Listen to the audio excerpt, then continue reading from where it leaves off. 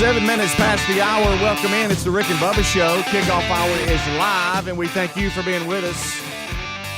Right now, we have NIL intern Millie Vanilli Wafer. She's on the phones at 866 We Be Big. Looks like she's wearing some of the swag that she got as part of her NIL deal. Look at that. Rick and Bubba University sweatshirt. Oh, yeah. Ready to go.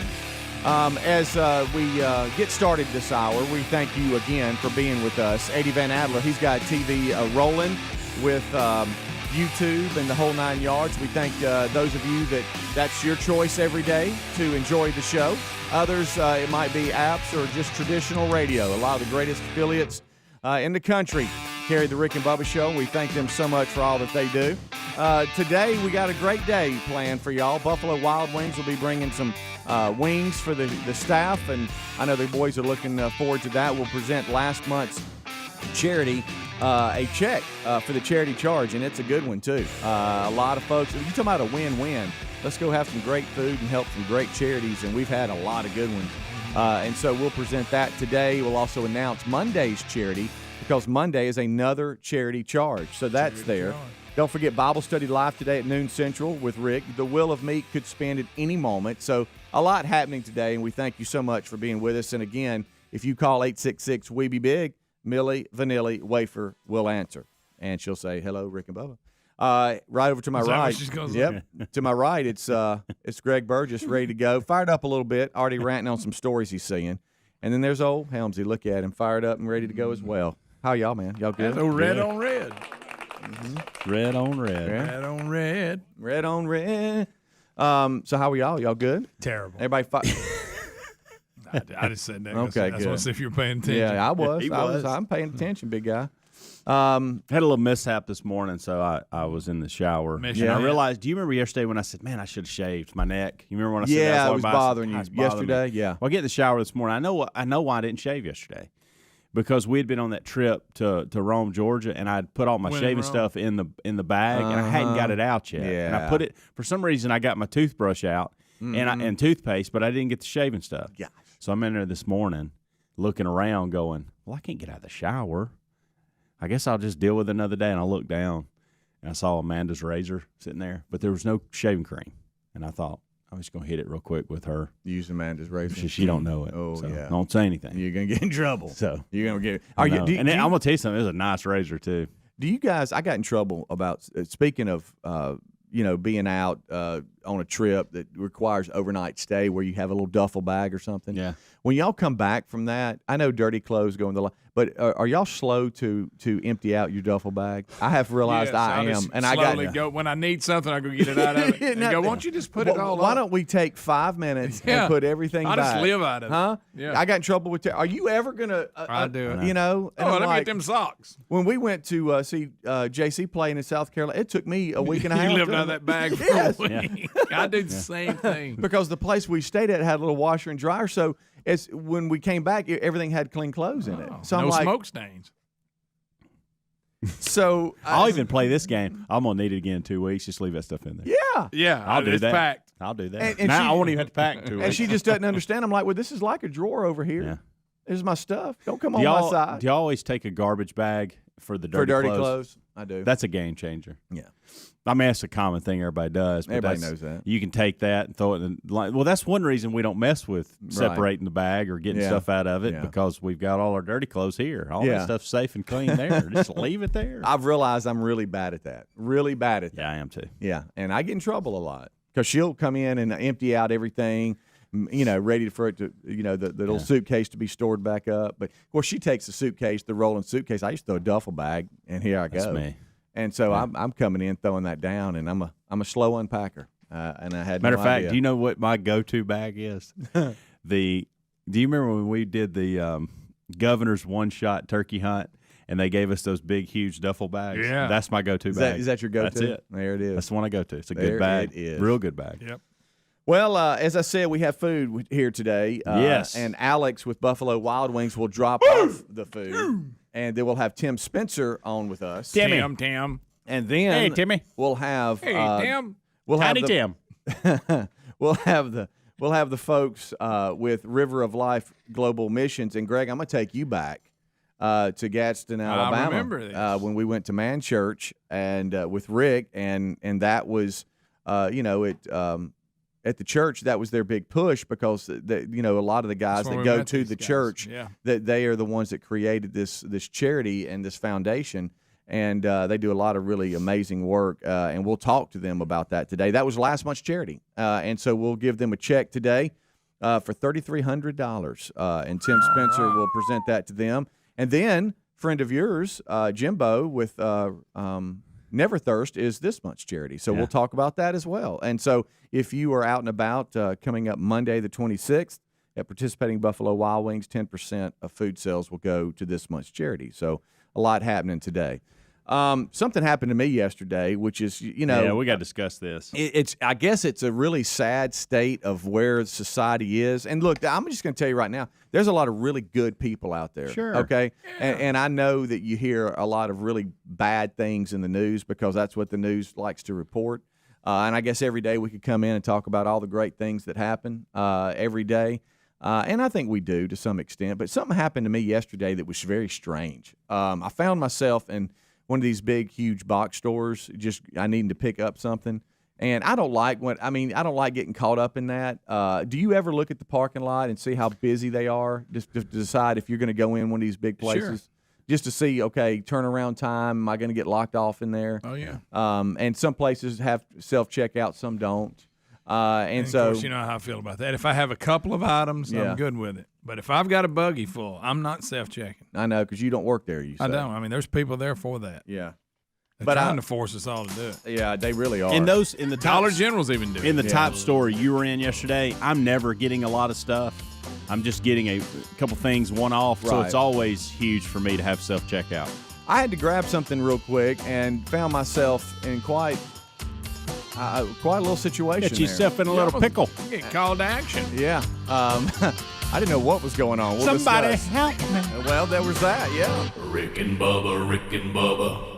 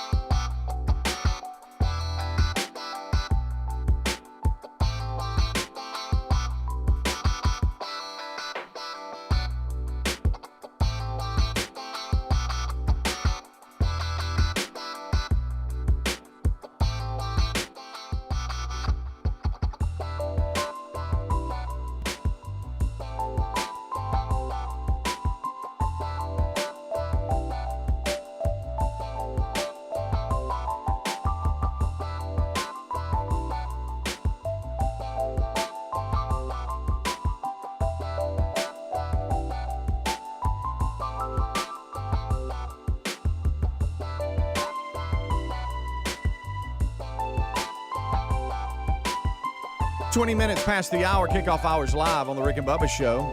RickandBubba.com is the website. Spell out and there, RickandBubba.com for everything Rick and Bubba. Speaking of them, they join us after top of the hour. We got Eddie Van Adler. He's here. I'm Speedy. There's Greg. There's Helmsy. It's the Good Time Gang. And we got Millie Vanilli Wafer. She's your intern this hour. Boom Boom. Is it Boom Boom Bazooka that's joining you? No, it's Pickin' and Cheerin'. Okay, Pickin' and Cheerin' will join Millie Vanilli Wafer for the main show. They're your interns today. If you're headed to the Golden Ticket seats, drive safely, and we look forward to seeing you. Big boy's already out there in the breezeway, ready to welcome you in here to the Rick and Bubba experience. All right, so speaking of an experience, I had one yesterday that you're just not ready for. Now, you probably in today's society should be ready for it. You know, I always tell my wife and kids, hey, have your head on a swivel. Know what's around you. You know, and it's sad you have to have that conversation, but, you know, before you get out of the car, know what's going on, because you never know. Bunch of good ones out there, right? Up to no good. That's right. And so I'm in a sporting goods store yesterday, and it's a big one. I won't say where. Plus, Greg would make fun of me if I did. But anyway, I'm having to grab something real quick, and I'm on a pretty quick schedule, so it's a gamble. Yeah. And I don't know if y'all ever do this where you go, I really don't have time to stop, but I need to stop. Yeah. And if there's no hiccups, I really can get in and out and be on time. Can I ask you this? You may have addressed this earlier, but we don't have to go into detail. The place you were going actually had these. Did that even factor in your mind? What you had to get was at the place you were going. No, not what I needed. Okay. No, not what I mean. Not the brand. Okay. No, yeah. Okay. I mean, it had, and I'll say Tyler wanted to have a round of golf yesterday and go play, and so I needed to pick something up, and I was looking for something, and so it was just a real quick hit, boom, boom, in and out, and so it was right before I was going to meet him, and I'd found myself about 20 minutes early, so I was like, if I could get in and out of there real quick, it's around the corner, no problem, I'm there, and I got what I needed. But I'm in there, and I'm in the golf section of this store, and I'm trying to grab something real quick, and all of a sudden, you know how you hear something in the store, and you're like, it could be a crying baby, it could be a loud noise, and you kind of look around, what's up? And I think it's Hall & Oates that's on the music there, and I'm kind of jamming to the music. A little Hall & Oates. What was it, Man-Eater? Yeah, I think it was. Yeah, completely forgot about that. Yeah. And so I'm kind of hanging out and listening to some music and thinking about the day, and then all of a sudden I hear, somebody call 911! Somebody call 911! In that voice? Did they have that face? Yeah. It was a lady, and it was from up front. And I'm like, what the? You thought you was going to have to jump on and help somebody. Well, I don't we go he's again, known for this. He put his cape on, and here he came. And all right, who needs mouth-to-mouth? Right. And in today's world, I'm thinking, wow, I'm not concealed carrying right now. You know, I mean, I probably should have, because some do. But now you're going to fire down. Well, I don't know. I'm like, what's going on? Well, I don't know. Is somebody got, I mean. How'd she sound again? Somebody call 911! Somebody call 911! And said it twice. And then when she didn't feel like people, somebody call 911. Okay, and she's hollering. Look from, at him when he. I love it. She's hollering from up towards the registers. Yeah. And I'm thinking, I don't know, is there an active gunman here? Right, that's what you have. Medical. Yeah. Is it somebody dropped down with a heart attack? Yeah. We got a serious life and death, security issue. I mean, what's happening? And so it takes me a second, and there's even a lady that's Did you call 911? There's a lady that's in one department over from me, and she kind of looks at me, and I look at her, and I'm like, and there's a big pillar that was dividing my line of sight, and so I couldn't see the front. And so now I'm kind of walking around, and everybody's kind of easing that way, looking, and then somebody when the lady kept saying somebody call 911. I hear a guy going, I got you, I'll call, and I'm like, my gosh, what's happening? Some weird sounding and people. And then I hear, somebody grab him. Somebody grab it. Oh, and now it's changing everything. Now. Yeah, and now I've got a lot of characters in there. Now he's playing all. I of need them. that guy again. Yeah, now I tell got. me about him grabbing. Now I got the little lanyards, okay, with the little name tags on them. They're swinging everywhere because there's people running towards the front. Oh, boy. I didn't know they employed that many people actually. Bunch of and so, badges. So all of a sudden, somebody, don't let him out! Don't let him out! And I'm like, what is going on around here? And so now I'm easing my way, and now I can see out the front, and they got the little doors that slide open, and I look out, and there is some guy that's just a regular customer. Looks like he's tackling some dude. There's clothes flying everywhere. In your mind, you're trying to process what can be going on. I'm still trying to figure out what's going on. I got 911 on the phone. Thank you. And so now I'm just like, it's a mess. Where's that guy now? Where's he at? They're out there. Did you ever see that person like digging? Oh yeah. And did you think about going out there? Well, now I've realized, okay, it's a shoplifting situation here. Did you That's put him what's in going on.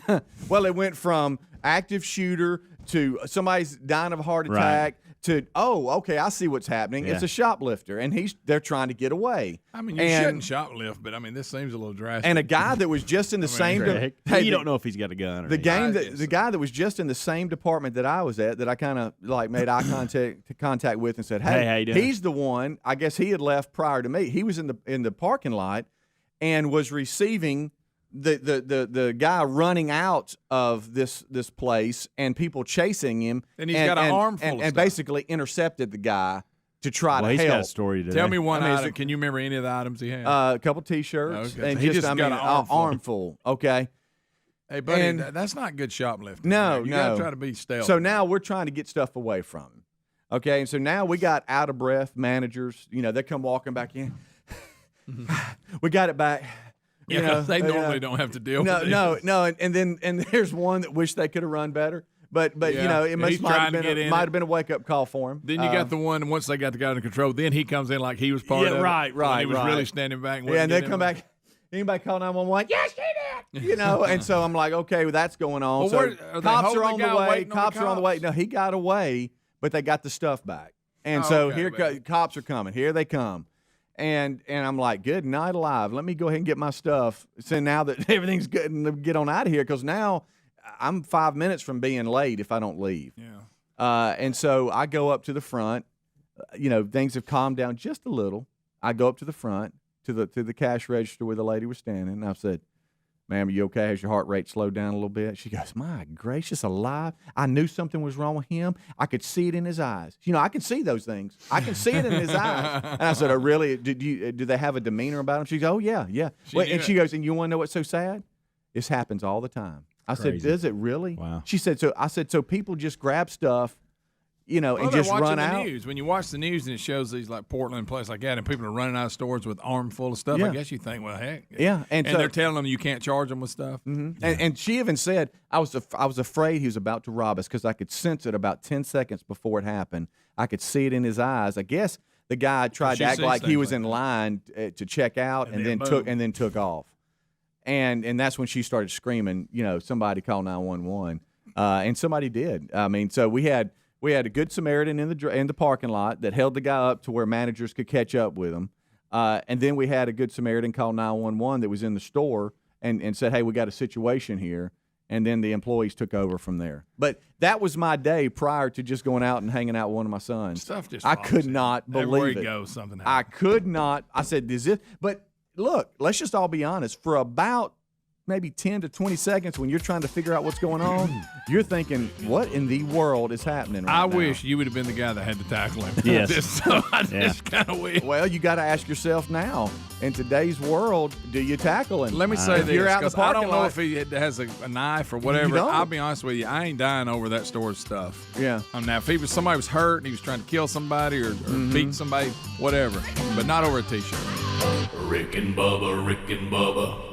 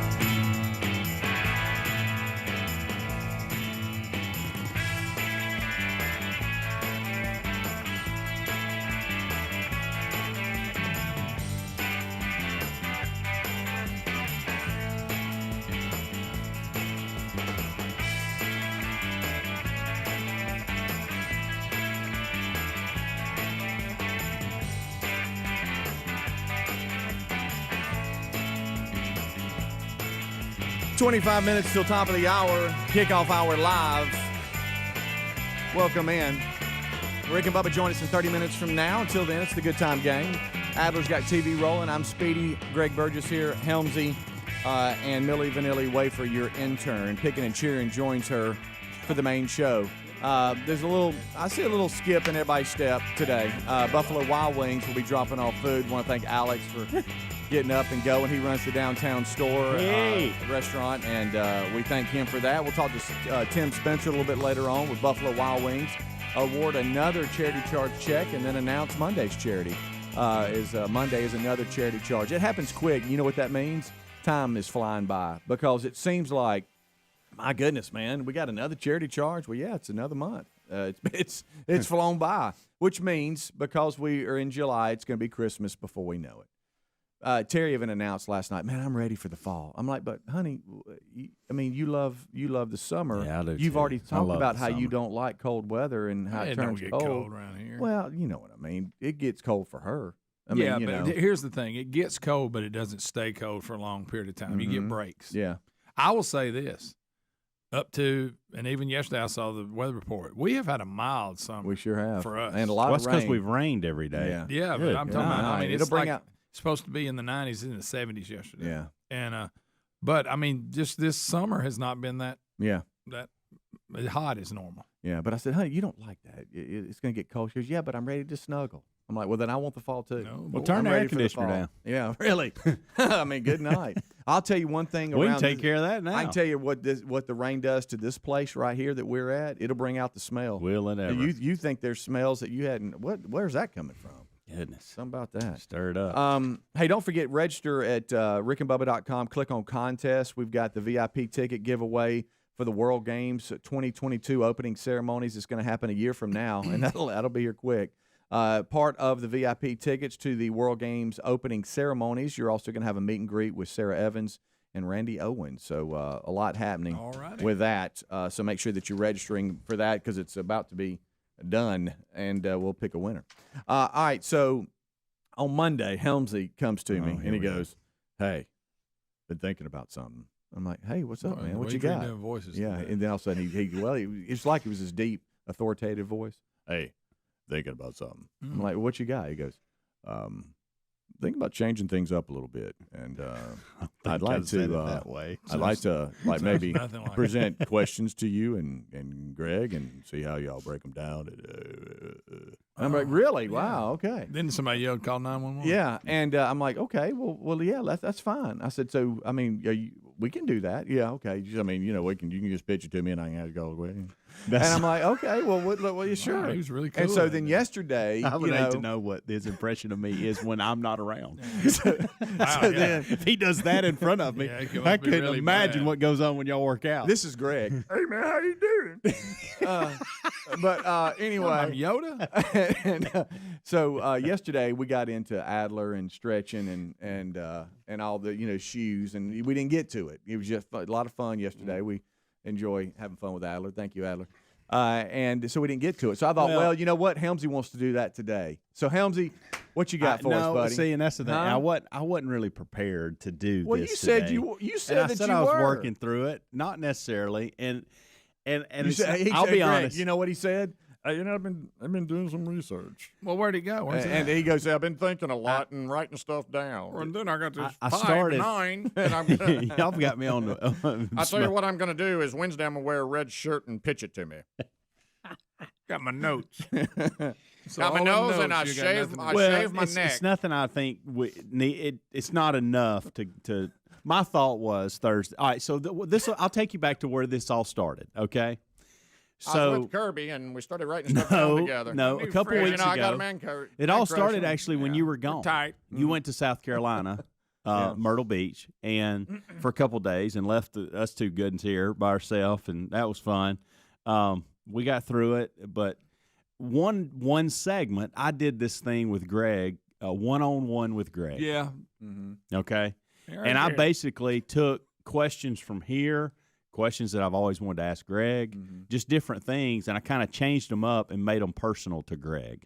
And I thought it went really well because I think the audience got to know Greg a little better. It was like one-on-one with Greg. Like, I mean, I was enjoying the segment. And so I thought, you know what? I want to come up with something over the next couple of weeks so that I can kind of do the same thing but include both Speedy and Greg in this. So I've been kind of thinking about it. Well, no, then I started. I'll carry a notebook. So I thought, well, I'm going to start writing down things that I kind of want to. Like as I go through my day, I've even emailed myself a couple of things. I wonder what Greg Speedy thinks about that, and I'll email Greg Speedy is the title of the email, and then I'll put whatever that question is. And I'll just be honest, the questions are not building up like I thought they would. So you thought by now you would have I thought I'd have more by then, and I've just got. like Speedy let me just tell you, Monday he was fired up. He was ready. And I thought based off of what I had gathered over, like you thought it would carry. I thought, well, I'll get through the weekend. Some other things will happen, and then I'll get into Monday, and something will happen. Sure, but it just shouldn't have built up like I thought. Just ask Speedy one. Hey, look. Well, no, I don't have. I'm not. I'm not. Ready for the Could I ask y'all a question? But I do. This aside, I've been thinking. Well, and here's the thing too. I'm trying to make my own what ifs too, and stay out of this book. And that's kind of what I did with Greg that morning. Yeah. And that's why I think it was good because it was more personal.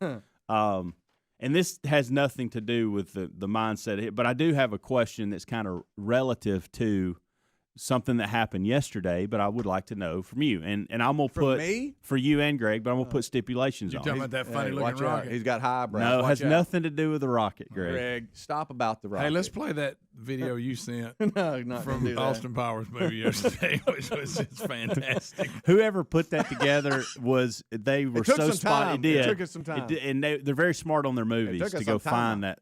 That was excellent. Bubba wants to know what he sounds like when Well, yeah. You want to give it a shot? Go ahead, Speedy. This is Bubba. Oh my goodness. Yeah, that's Nopey. Okay, I'm sorry. Come on, Bubba don't sound like Nopey. All right, go ahead. What you got? All right, so I was thinking about this. I have a question, and y'all. this is not the kind of line of thinking that I want the segment This isn't about to your be. shower today, is it? No. Okay. We don't different want, sounds we all make. Yeah. That was a discussion. So in the break. Bucks won a championship yesterday, I think, didn't they? Yeah, like first time in 50 years. You know what? I cared about as much of that. So, but I get that, Greg, and that's why I'm asking this question. I'm gonna rub my hands when I talk. So, 50 years. It's been 50 years at least since they've won anything, and so it didn't seem like it. So my question to you that flew by. is: if you could have one team or one individual win a championship, who or what would it be? And you can't say Mississippi State. An individual or a team? Could be. It could be like a NASCAR driver wins this, or it could be NHL team wins this, or whatever. But who? And it can be a college team. Okay. But it can't be. I'm taking Mississippi State away from you because that's too easy. Okay. So, what you think, Greg? Any sport or individual, and it could be that, like it could be. Since he's still in, it could be Tiger Woods comes back and wins another Masters or something of that nature. I know how you love Tiger. You want to say that, Greg? That would probably be one of mine. That's why I brought that up. But I just thought there's a lot of people out there that don't have championships. This is the first time. Well, Milwaukee fans are celebrating today. The obvious one, if you want to go team sport, would be the Browns. It would be fun to watch them win the Super Bowl. There you go. Cleveland well, there it Browns, is. Baker Mayfield, running crazy. Speedy tried to get him in there a couple years ago. He got a little ahead of himself, but you came in excited for a couple years. Yeah, it was like but they were getting better every time. It would be an interesting story. It's I personally don't really have a tie, but it would be everybody would get on board and go, "Hey, watch this." Okay. I don't. The Cubs, it could even be the something. Cubs finally won. Remember that? And everybody was all. And it can even be something Olympic. Like if you wanted to do, since we're in the middle of Olympics. Well, I don't know how Bruce Jenner would compete as the female Greg in the decathlon. And win the gold. In high heels. And win the gold. Yes. Oh, that was good. I'm glad I won the gold.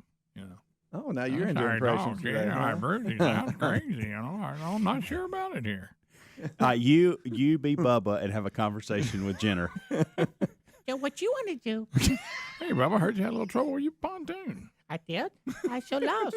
Why has he got Bubba talking like that? But I love it. I don't want him to come out of it. Okay. You ought to hear what my Adler impression.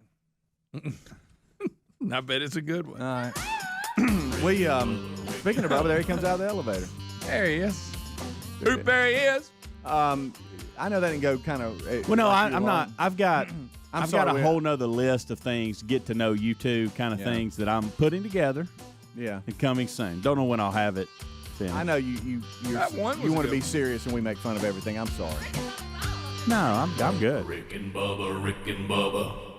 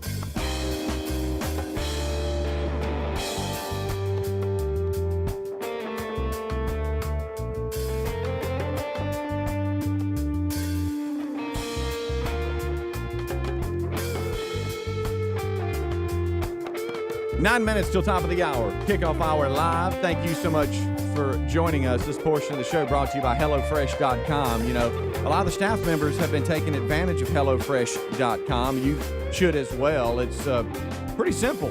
You basically go to HelloFresh.com and you can choose from a number of different dishes. And they've got all kinds of stuff, too. I'm talking about 10-minute lunches. They got healthy selections. No matter your diet, there's something for you. HelloFresh.com comes right to your door. I know, Helmsy, y'all have been taking advantage of this a lot. We've been HelloFreshing it either 2 or 3 times a week, depending on our schedule, at dinner in the evenings. And I have been blown away by the quality of the food. Yeah. You know, it's one.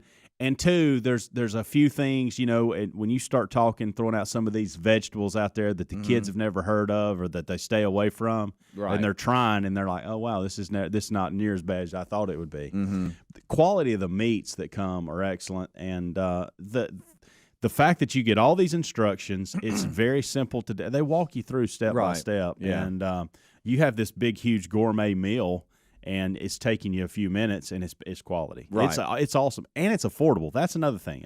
Don't think these things that we're throwing out there is going to break the bank. We've actually figured it out on what we were spending, maybe going out to eat here, and just putting together a meal just by buying things at the grocery store. Right. And this takes the hassle out of it. It's fantastic. Well, you need to take advantage of it if you haven't. For a limited time only, you'll now get up to 14 free meals plus free shipping at HelloFresh.com when you use promo code Bubba. That's up to 14 free meals plus free shipping. And all you got to do is just go to HelloFresh.com, use promo code Bubba, and you'll get that with the free shipping at HelloFresh.com. HelloFresh.com, promo code Bubba, or you can always go to RickandBubba.com under the sponsors button. All right, hey, quick question here. We got a lot of stories out there. This whole Bryce Young thing out of Alabama, what Saban announced yesterday, where his NIL endorsements are reaching 7 figures now. It's a crazy. We have a Deion hasn't taken a snap, by the way. We have a Deion Sanders story, or should I say Coach Sanders story, that'll be on the main show as well. That was it's pretty comical. But let me ask you a question here. When it comes to driving, if an animal, and I understand nobody wants to hit an animal, okay? I don't care if it's, you know, from a dog to a squirrel, okay? But if something ever runs out in front of you, do you just? I'll slam the brakes on, and I try not to swerve.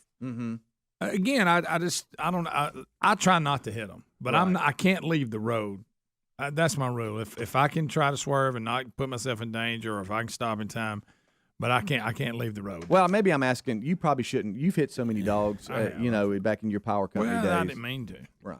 I think about. Maybe we shouldn't ask. All right, I think about the animals that I've hit. Well, I've hit a lot. I hit a deer one time, and there was nowhere to go. Well, I didn't even have a decision to make. Like it was dark, I didn't see it, and I hit it. At first, I didn't even know what it was. Right. That's how weird this deal was. Yeah.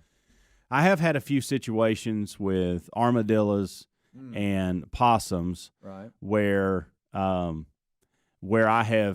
just have to hit them. I'm like Greg. I'm not leaving the road. I'm not getting over in another lane. I just am like, man, bad day for you, and move on. Yeah. Fortunately, I have never hit a dog. I've never hit a dog at all. Don't know what that looks like, feels like, and I don't know what. It's hard for me to go, I would treat that just like I would a raccoon or a possum, but I don't know because I've never been in that situation. Something tells me I'd probably really try harder to miss that situation. Probably try harder with a deer too.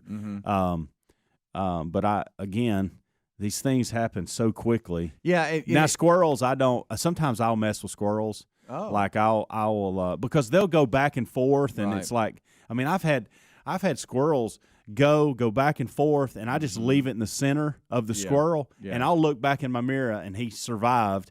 He just threaded the needle and was hanging up under the car, and the tire didn't hit him. You know, that's been the case too. Yeah, sometimes when it comes to squirrels, like you're talking about, if you'll just stay straight, they'll move.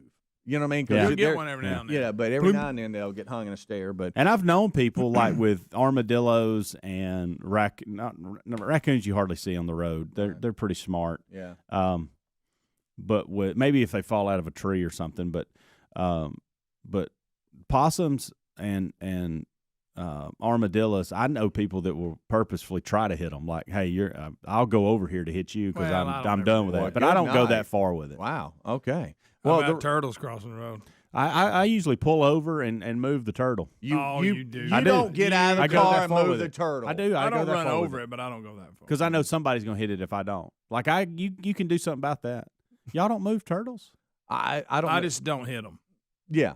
I just figure somebody else is going to. So you better I've had get to out straddle of the them street. a few times. Mm-hmm. Well, we've got us a driver, 19-year-old. Can't believe y'all don't move turtles. You ain't never. You've got not out. pulled I've over and moved picked two up turtles a turtle in my day. Oh my gracious! And it depends on the traffic whether or not I actually do that. But I have stopped. You got to understand too, guys.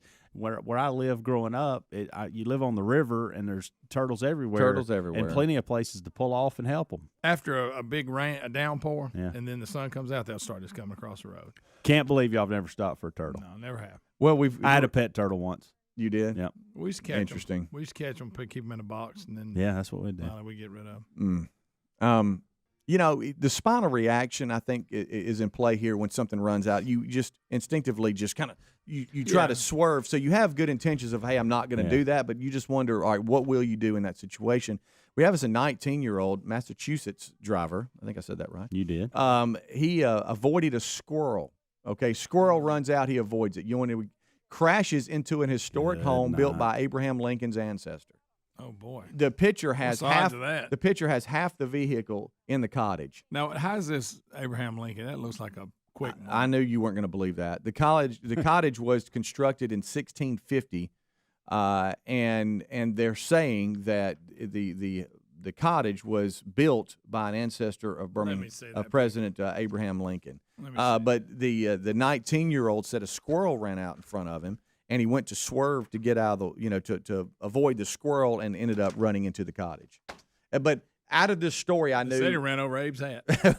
Out of this story, I knew that Greg wasn't going to believe that an ancestor of Abraham Lincoln built the cottage. But I just remember that I've had some deer that have run out in front of me, and there's absolutely nothing you can do. It's like it was thrown at you. I had a deer run into me. Yeah. Into the side. I was in a dealer car, too. Mm-hmm. Yeah, Came out of the ditch and crashed right into the side of me. I'm talking about done some damage. Correct me if I'm wrong, but weren't you like a day or two from taking that car? That was the different one. I mean, same people, but yes, I actually hit a giant dog on the day I was turning it in, and it destroyed the front of it. Dang the luck. I have Greg. I have a similar situation. I was in a dealer car, and a deer ran. I mean, I wasn't paying attention, and it was in the road. It literally ran into my front left quarter panel. It's dark. It's a 2-lane road. I limped to a gas station, and it just all messed up. Bent all up under there, hair all in it. Damage. I mean, good night alive. But there was nothing I could do except scream, ah! You know, I mean, I couldn't turn left, right, nothing.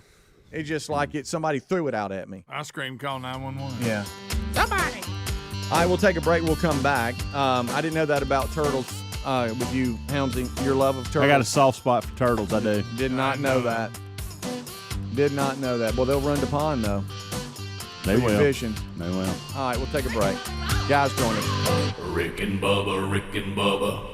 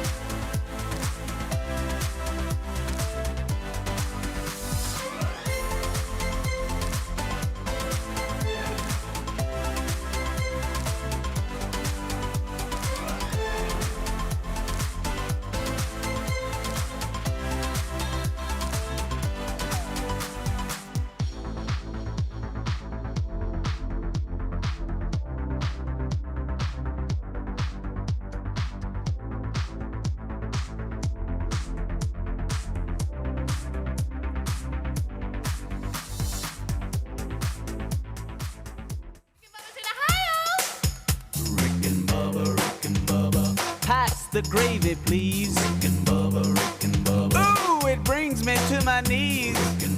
6 minutes past the hour of the Rick and Bubba Show. Thank you for being with us as we start a brand new hour. And as we do, here's the national anthem.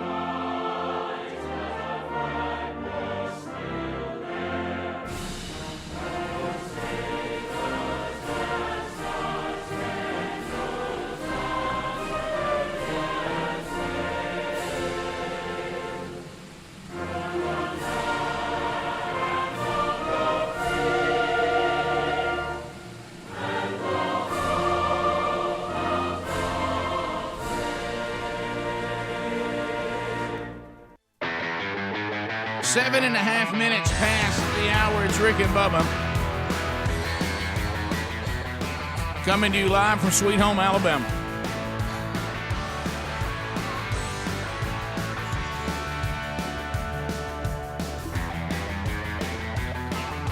All right, so let's get ready. Speedy, the real Greg Burgess, Helmsy, Eddie Van Adler, they're all here. On the field, the kickoff hour has already happened. Bubba and I now join them as Team Rick and Bubba goes forward. Rick and Bubba University trying our best to send a new generation of Americans out into the world with a degree from Rick and Bubba University, that degree in common sense, which has now become a superpower. Helping out today, interns picking and cheering, and Millie Vanilli Wafer. There he is. There he is. There he is, the silver-tongued one, the man with the golden voice. Professional lunch eaters, man of the year, the inventor of pizza and a cup, Shakespeare's worst nightmare, and the master of the King's English. Ladies and gentlemen, put your hands together for Bill Bubba Bussey!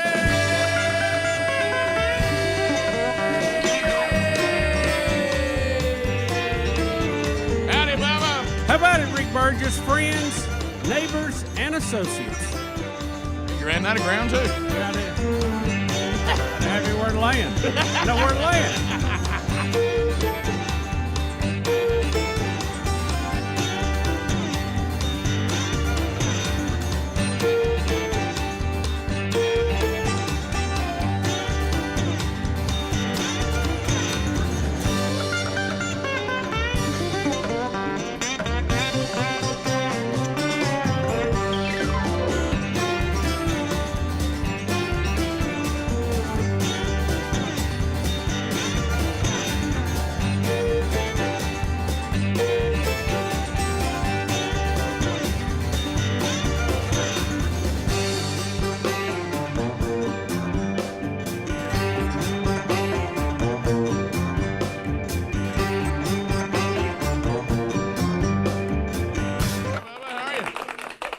Glad to be here, and of course, we are your SEs, your favorite situational entertainers. Glad to be with you again today. Well, we much to unpack.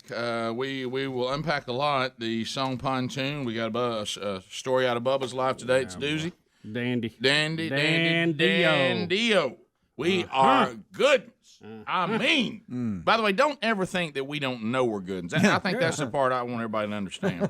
We know it better than anybody. Also, Babylon Bee sets up another story we have today, and this is their headline. Debate erupts between trusted medical doctor and Dr. Fauci.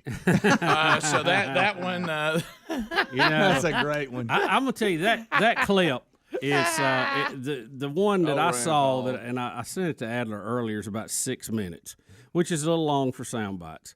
But it is one of the best exchanges we've had in a while, and you need to hear what both of them are saying. Yep. because I think it's pertinent information to what we've been through and what we are facing yet again. Yep. So we will jump into that.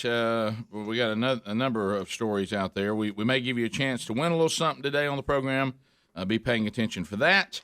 And of course your phone calls. We don't know where they're going to go, so that's always important.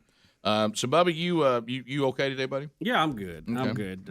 We've got a rather disappointing story today, complete with photographs. Right. About something I did pretty stupid. But right. Well, I said that, but we're good. I mean, yeah, I know. Based off what I saw in the kitchen a few minutes ago, it may explain a lot. Mm-hmm. But it's I'm chasing right now. I can't get caught up. So you know how that is. When Bubba walked into the office today, I didn't see him till he came into the kitchen. I heard him. He gave me the signal that he was here. So he let me know by his standards. Because I was running real late today. Yeah, and so he when he came in, I don't know if you guys remember the story. The Blue Collar Network, Ron, what's his last name? White. Ron White. Right. Do you remember the story that we were told by, I forget which comedian it was, that he had the opportunity to open up for Ron White, and he was told by the comedy club to go pick him up at the hotel? Do you remember that story? Yes. I do. And he kept knocking, and finally the door flies open, and Ron White's standing there in nothing but his underwear, and there's just stuff everywhere. His hair's all over his head. He goes, "We're going to be a little late." So when Bubba walked in this morning, I thought that had to be a similar scene. We're going to be a little late. We're gonna be a little late. Yeah, These yeah. pizza boxes upside down in there. I'm a little overdue for a haircut.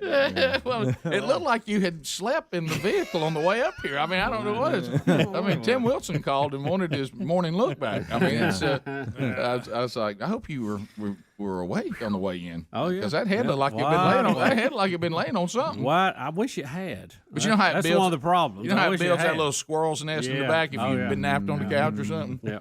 So anyway, we'll unpack it today. No, I've been up for a while today. Well, I bet. So we'll. You've been up for a while, but you were running behind. Yep. Did you get into a fisticuff at the Waffle House? No, Yeah. no. You didn't run into a mirror. I know that with that hair. After I leave the bathroom in the morning, there are no more mirrors on my way. That's it. Nothing we can do at that point. Yep. Of course, I'm still living in the guest room, but yeah, Right. Forgot about that. Wait, let me tell you the things you don't think about a guest room in the house. A guest room is designed for somebody rolling through. Yeah. They're only here for one night. Yeah. You don't want it too comfortable Right. because they'll stay. Yeah. Right. I mean, you don't have the things where you sit your stuff down. I mean, it's not acceptable for like me to get up and like everything that I need for the morning is laying in the floor down the hall. I mean, down the side of the wall. Right. You know, because I don't have my closet in there. I don't. It's just not good. And it kind of throws you off your routine. You forget how much you like to get it. You know, like Greg said, get it like you like it. Mm-hmm. You know, when you have it like you like it, and any disruption. Right. And see, really, this is the worst case because it's not what the great George Carlin talked about. It's not my stuff that I take on the road. That's almost like I like it because that's my special. Right. You know, that's my sample of my stuff that is on the road. Mm-hmm. I'm not on the road. I'm at home. So now my at home packages are spread out all over the house in various rooms and. You get in the bathroom, realize, looking in drawers, go, well, this ain't my bathroom. Yeah. Where's my stuff? You might be sleeping good, but you don't feel like you are. Well, let me tell you the problem. In my room, like where I live, there's a Bose wave radio clock. So when I get up in the middle of the night, I can glance up at the clock, see what time it is. Yeah. Well, all I have now is my phone. That's all I have. And it's up against the wall, plugged in with the alarm on. Mm-hmm. So I get up in the middle of the night. I don't know what time it is. I can't find the clock. I don't know where it is. And then there's no ramp up. Boop, boop, boop, boop, boop, boop, boop. I mean, you know how those when that phone starts screaming in the floor, yeah, get up! Yeah. And then you have to get up to go get it. There's no snooze because it's laying over there across the room. Rough life. Well, when you have a project going on inside your house, anything more disruptive than, hey, everybody's in the sanctum? I mean, people come in there, they're working in there, redoing some bathroom thing that something broke. Speaking of something broke, 15 minutes past. We'll be back. More of the Rick and Bubba show coming up right after this. Rick and Bubba, Rick and Bubba.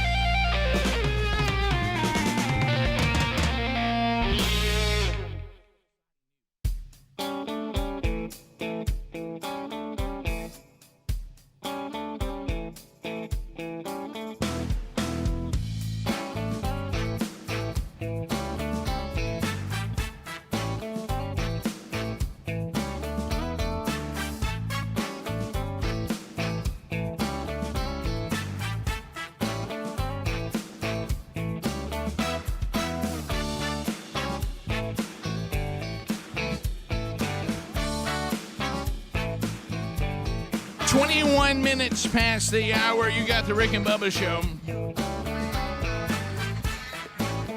Well, the debates continue over the pandemic.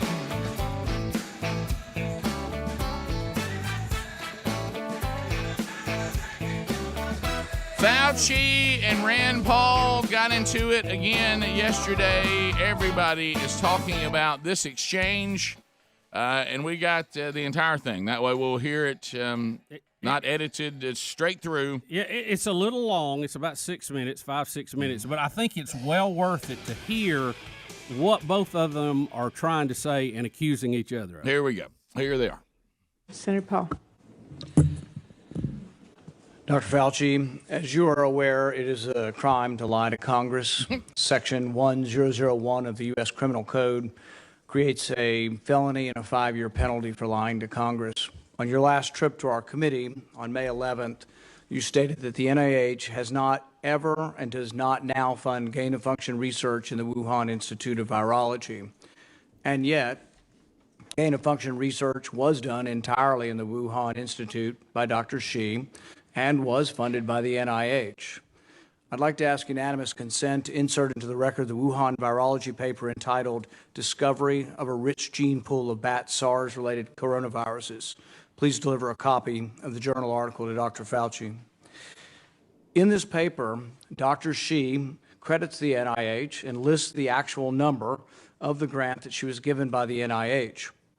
In this paper, she took 2 bat coronavirus genes, spike genes, and combined them with a SARS-related backbone to create new viruses that are not found in nature. These lab-created viruses were then shown to replicate in humans. These experiments combine genetic information from different coronaviruses that infect animals but not humans to create novel artificial viruses able to infect human cells. Viruses that in nature only infect animals were manipulated in the Wuhan lab to gain the function of infecting humans. This research fits the definition of the research that the NIH said was subject to the pause in 2014 to 2017, a pause in funding on gain of function. But the NIH failed to recognize this, defines it away, and it never came under any scrutiny. Dr. Richard E. Bright, a molecular biologist from Rutgers, described this research in Wuhan as the Wuhan lab used NIH funding to construct novel chimeric SARS-related coronaviruses able to infect human cells and laboratory animals. This is high-risk research that creates new potential pandemic pathogens that exist only in the lab, not in nature. This research matches, these are Dr. E. Bright's words, this research matches, indeed epitomizes, the definition of gain-of-function research done entirely in Wuhan, for which there was supposed to be a federal pause. Dr. Fauci, knowing that it is a crime to lie to Congress, do you wish to retract your statement of May 11th where you claimed that the NIH never funded gain-of-function research in Wuhan? Senator Paul, I have never lied before the Congress. Microphone, Doug. Your microphone. Senator Paul, I have never lied before the Congress, and I do not retract that statement. This paper that you are referring to was judged by qualified staff up and down the chain as not being gain of function. What was, let me finish. You take an animal virus and you increase its transmissibility to humans, right. You're saying that's not gain of function? Yeah, that is correct. And Senator Paul, you do not know what you are talking about, quite frankly. And I want to say that officially. You do not know what you are talking about. Okay, you get one person. Let's read from the NIH definition of gain of function. This is your definition that you guys wrote. It says that scientific research that increases the transmissibility among mammals is gain of function. They took animal viruses that only occur in animals, and they increased their transmissibility to humans. How you can say that is not gain of function? It is not. It's a dance, and you're dancing around this because you're trying to obscure responsibility for 4 million people dying around the world from a pandemic. And let's let Dr. Fauci. I have to, well, now you're getting into something. If the point that you are making is that the grant that was funded as a sub-award from EcoHealth to Wuhan created SARS-CoV-2, that's where you are getting. Let me finish. We don't know. Well, we don't wait know a minute. If it did come from the lab, but all the evidence is pointing that it came from the lab, and there will be responsibility for those who funded the lab, including yourself. I totally This committee will allow the witness to respond. I totally resent the lie that you are now propagating, Senator, because if you look at the viruses that were used in the experiments, that were given in the annual reports, that were published in the literature, it is molecularly impossible. No one's saying those viruses caused it. It No is one is alleging that molecularly. those viruses caused the pandemic. What we're alleging is that gain-of-function research was going on in that lab, and NIH funded it. That is you can't not- get away from it. It meets your definition, and you are obfuscating the truth. I'm not obfuscating the truth. Senator You are the Paul's one. time is expired, but I will allow the witness to. Let me just finish. I want everyone to understand that if you look at those viruses, and that's judged by qualified virologists and evolutionary biologists, those viruses are molecularly impossible No one's to saying result they are. No in one's saying those viruses SARS-CoV-2. caused the pandemic. Senator Paul, We're saying they are gain-of-function viruses because they were They're not. animal viruses that became more transmissible in human, and you funded it. And won't you admit the truth. and you Senator implying Paul, your time has expired, and I will allow witnesses who come before this committee to respond. Dr. and you are implying that what we did was responsible for the deaths of individual. I totally resent that. could have And been. if And it anybody could is have been. lying here, Senator, it is you. It's problematic. Problematic. Well, you're lying. You don't know what you're an eye doctor. You don't know what you're doing. an ophthalmologist. You're out of your league. It's problematic. When you're dealing with a Fauci, it's problematic. But this is what we deal with when it comes to things when they become political and we leave the world of science.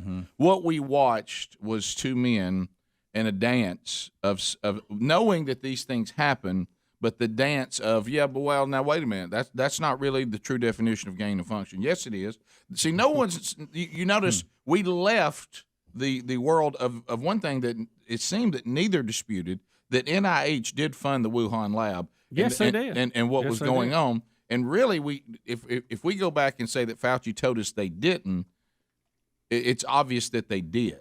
You notice what he did. What I want to argue is that you're saying that we killed 4 million people around the world. That's what I want to argue. Right. And you see, then you leave there, and then you saw Paul try to go back and say, look, that's a speculation. I'll give you that. But I want to go back to the fact that you guys were doing this, and you did fund it. And the point I think where Fauci's also dancing is he's trying to say the molecules in this experiment could not have caused that. But what Rand Paul is saying, you're right, those on the table, but what else was going on? Right. Because the whole system, the whole process was being tampered with. Right. And so what else was happening? Bottom of the hour, we'll be back. More Rick and Bubba coming up. Rick and Bubba, Rick and Bubba.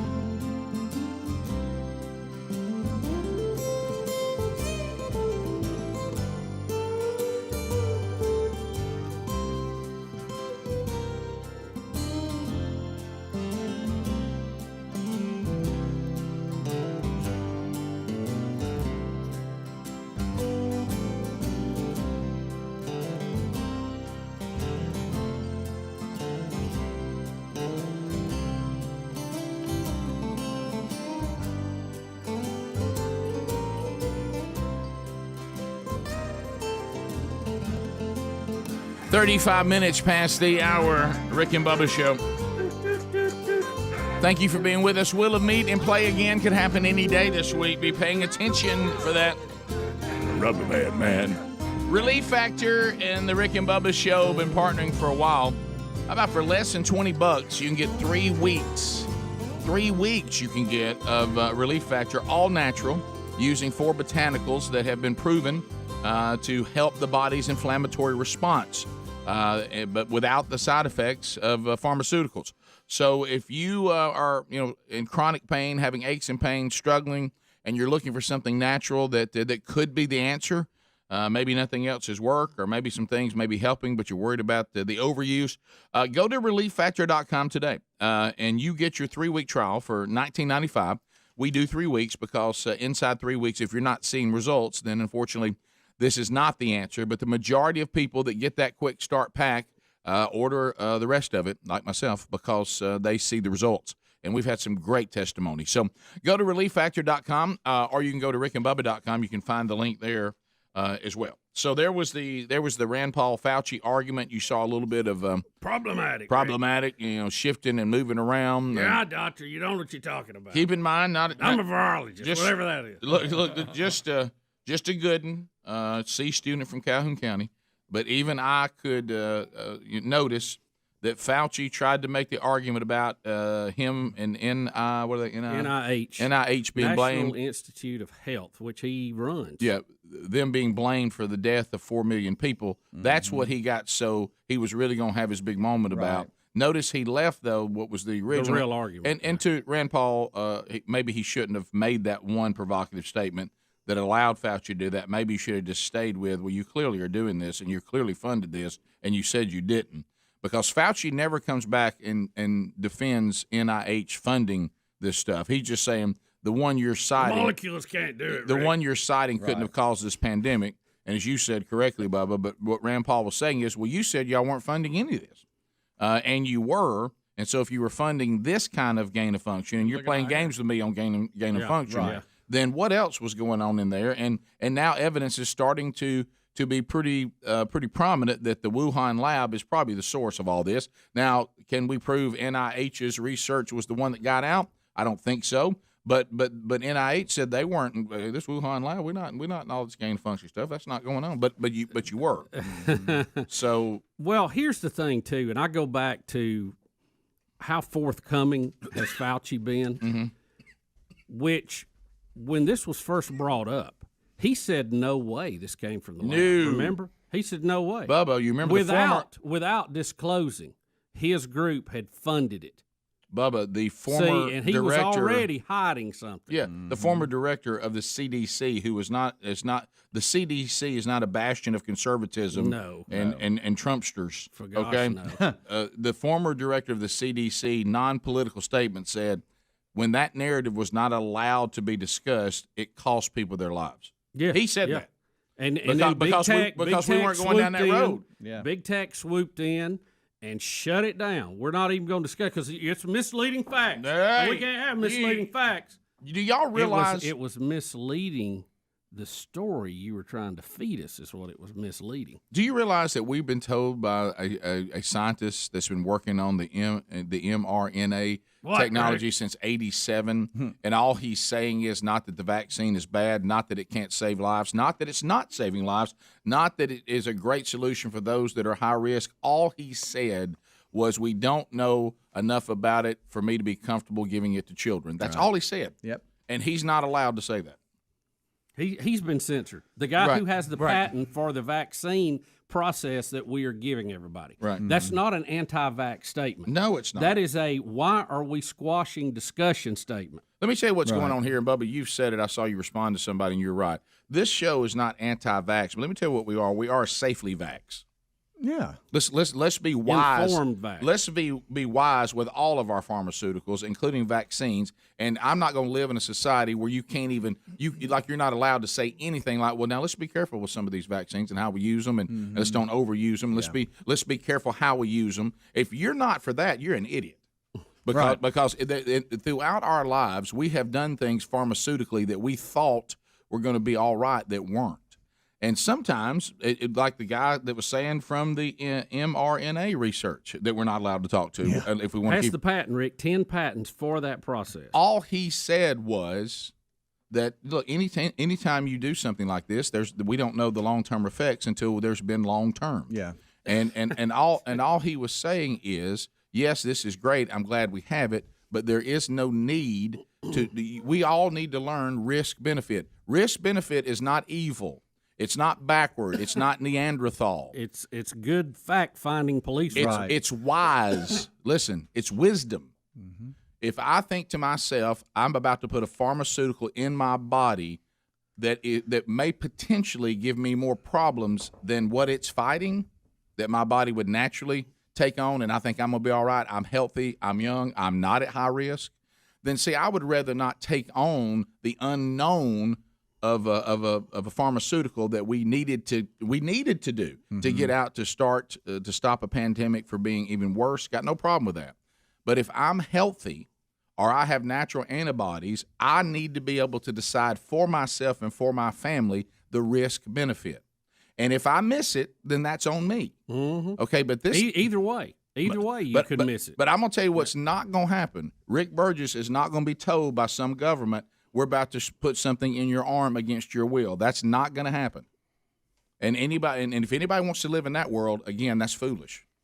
Well, it's and the only reason why we know it's foolish is, and I'm not saying go take it. Look, there's going to be a point where I will get to the risk benefit and make that decision for myself. Mm-hmm. We have family members that have already made that decision, and some have already taken it, and that based on risk benefit, that was the right thing. Some that still have antibodies are going to wait. That's the right thing.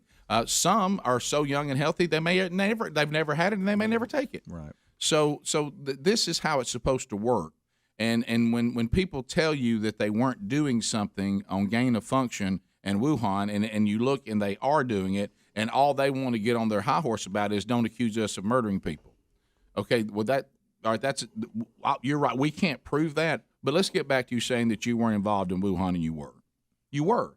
So I hate to use the classic lawyer, I won't say trick, but strategy is if we can identify that you lied about something, then we're worried that you might have lied about anything.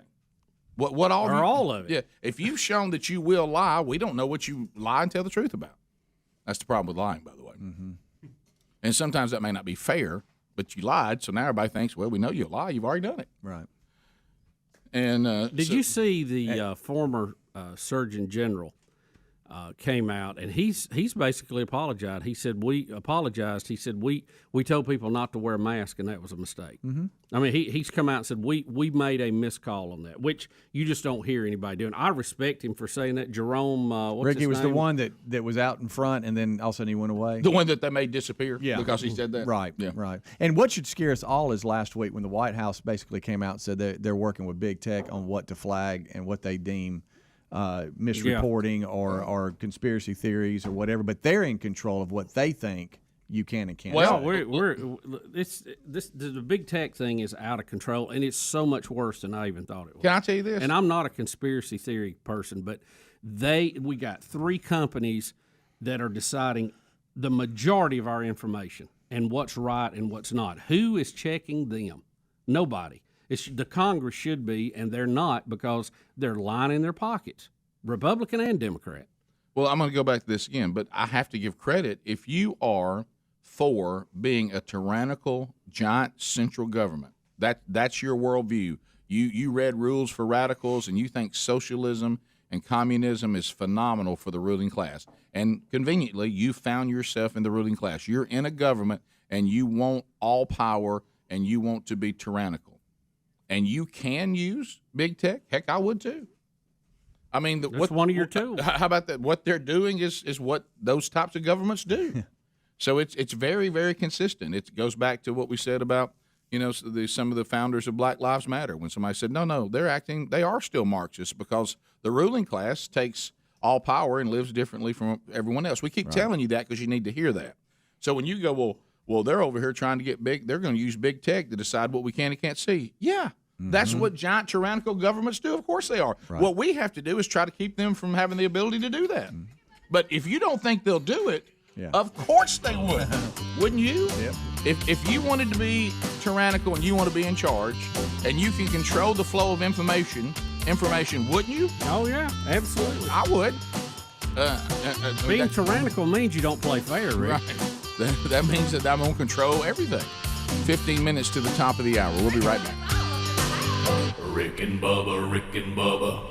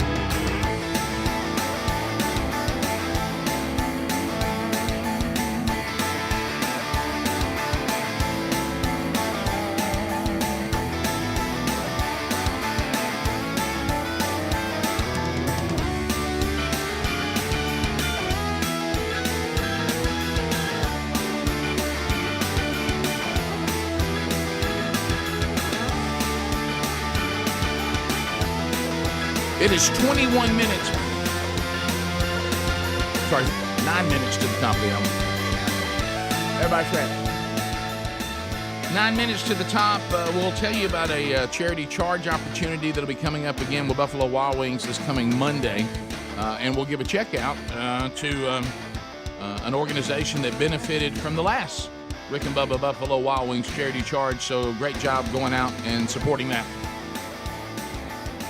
Well, we're continuing to be offered opportunities to partner with student athletes under the new NIL arrangement that the NCAA is now allowing. There'll have to be adjustments made to this, as we'll see. But the floodgates are open. This is a story that we were passing around yesterday to kind of give you some idea about where this is all heading. You know, yesterday we told you about the Michigan team store, how they've cut a deal that all the players' jerseys with their names on them will be available, and they'll all just be paid the same amount per jersey. And so the more jerseys you sell, the more money you'll make, and that'll be the end of that. There's discussion now that a quarterback at Alabama, Bryce Young, who hasn't even taken a snap as the starter for Alabama, but shows you Alabama, of course, is the most dominant program in college football. There's so much loyalty and hype around this program. They are the class of the NCAA Division I college football category. So you would think if you are the quarterback for that team, you're in pretty good shape on this new NIL deal. And they're saying that Bryce Young still has not played a game as a starter, has already got NIL endorsements to the tune of $1 million. And, Rick, it's approaching $1 million, and this is not from a rumor on the street. This was from Coach Saban at SEC Media Days. Correct. And he was talking about the NIL situation. Now, he did sign with CCA, which is a big talent agency. But the fact that you have a college quarterback he's been on the team, but he has not been a starter yet, has almost, he said, getting close to $1 million in NIL deals is unbelievable. Well, I don't want to let the cat out of the bag because they haven't announced what they are, but we may or may not send a spatula to Tuscaloosa. That's all I'm going to say. Okay, thank you, Greg. May or may not. May or may not. That's it. So are you saying we And know three we shirts. know where $100 of that came from? Yep, and 3 shirts. That's right. So that just think about that, and Saban said correctly. This shows you the power of the brand, because the guy hadn't even played as a starter yet. Lane Kiffin said that's great for him. He said he can't believe that he's made $1 million and hasn't started the game yet. So we'll see. But I don't think this will be the only one you're going to see. I think you're going to see Ohio State. You're going to see Clemson. You're going to see Southern Cal. Some of these other big markets. You're going to see the same kind of numbers coming out, and it's only the beginning, gentlemen. Only the beginning. So you could be a high school kid being recruited and know that if you sign with this school and get to the starting position, or in some cases the backups are making deals, you're looking at $1 million. So what do you think about Sherry and I were discussing this last night. Hey, now, Nelly. I told her about it, and she said, do you think, could this possibly, with this kind, which is what we've been kind of talking about over the years, she said, that you always heard I got to get out of college because I got to buy mama a house. My family needs money. I need money. Yeah, hardship cases. You hear it all the time. Turn pro early. With this now, maybe some people go, well, I mean, if I'm knocking down $1 million a year here in college, maybe I may go all the way to the end. Yeah. I may not leave so early. Yeah. And will it be an equalizer? We heard that debate, at Trevecca with our NIL athlete when the AD was on the air in Nashville talking about it. Can some of the mid-level schools that normally would have been left out of all the big-time facilities and maybe the big-time crowd and maybe the expectation that we're going to go to the playoffs every single year no matter what, can they lure away an athlete if they have enough alumni support to have these kind of deals out there? Well, they have successful alumni who run a business or something. Yeah, let's think. I'll use an absurd example, but you see what I'm talking about. I don't know where Jeff Bezos went to college. I have no idea. But let's say someone of his level, and it doesn't have to be that level. Right. It could be anybody in that world. Yeah. They just happen to go to a school that doesn't have Alabama's brand, to your point. Right. But they say, let's get some really good players here, and let's be a contender. And the recruiter sits down and says, now, look, you can go to Alabama, but, you're going to be competing with all the players there for endorsement deals. Mm-hmm. Right. Would you like to come play for us? We have an alumni that has billions of dollars, and he would like for you to promote his brand while you play here, and he will pay you $2 million a year. And the selling point is that if you're good enough, mm-hmm. the NFL scouts are going to find you. Right. Okay, you're not going to be lost in the shuffle, especially when you sign this $2 million deal. Oh, the NFL doesn't care where you play college ball. They don't care. Some of the biggest stars have played at very small schools. But let's go back to this. You know what we always think, too? Well, man, it's risky. If you leave college and go to the pros, what if you don't pan out? Well, heck, I might make enough money in college. It doesn't matter if I pan out or not. All right, to my point, I asked this question. We were kicking around this, not during the kickoff hour, but during the break. Does this change some of the young men's desires to go fight and work as hard as they have in the past? Because that's the ultimate. They're playing like they're starved and hungry because they don't have money. Now they have money. Does that change things for them? I'm asking the question. I don't know the answer. Well, for me, I can only speak to me. I feel an obligation to do my job well because of what I'm getting paid. Yeah. I think I'm more embarrassed if I'm phoning it in, and when somebody's paying me, that I actually feel I hate to think that somebody thinks I'm throwing money at a guy that doesn't get paid. You're right. We're talking about 18-year-old kids. Right. Some of them 15, 16 now that will be signing these deals in the next few years. I don't know. Well, I think what I think. Question, you know what I think? It is a good question. I think you have to vet out because I think that varies player to player wildly, big time. Yeah, big time. But no, your point is still valid. I got to be careful with this. In an obscure place, who knows where it was.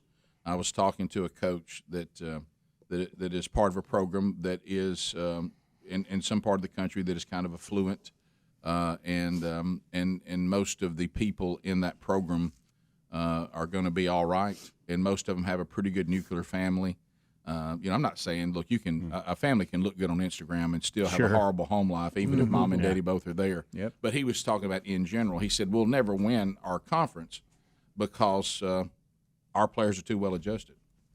Yeah. He said, everybody in here's daddies, goes to their games, and everybody's mama comes to the game, and they're not wondering how they're going to eat tonight, and right. they don't, and so they're playing against players that are out there fighting for their lives. So yes, and he said, so we'll never be able to win because honestly, we'll never really have that dynamic on our team. Yeah, and the teams we play do. Yeah. It's really almost, if you think about it, the way the guy at Nike has propped up Oregon for many years. It's almost kind of like a modified version of that we're talking about. Yeah. I mean, how's that going to? I mean, he can directly pay them now. Oh, he can now. Yeah. And used to, he could just buy them a locker room. Yeah. Oregon used to get players because of all their uniforms. Now they can get players because of all their money. Top of the hour. Rick and Bubba, Rick and Bubba.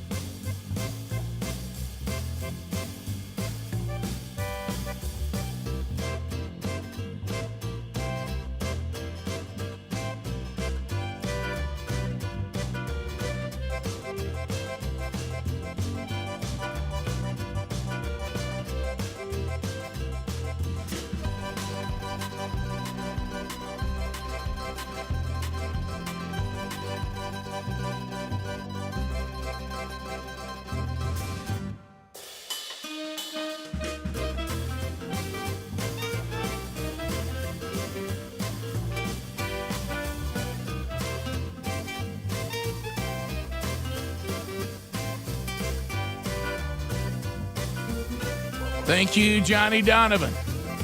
6 minutes past the hour, the Rick and Bubba Show. Thank you for being with us. Speedy, the real Greg Burgess, Helmsy, Eddie Van Adler, all here today. Welcome back for a brand new hour. There's Bill Bubba Bussy. Hey, Bubsy. Rick, glad to be here, and we're very happy to be your SEs today, your situational entertainers. Yep. You know what that means, don't you, Bubba? Oh, I do.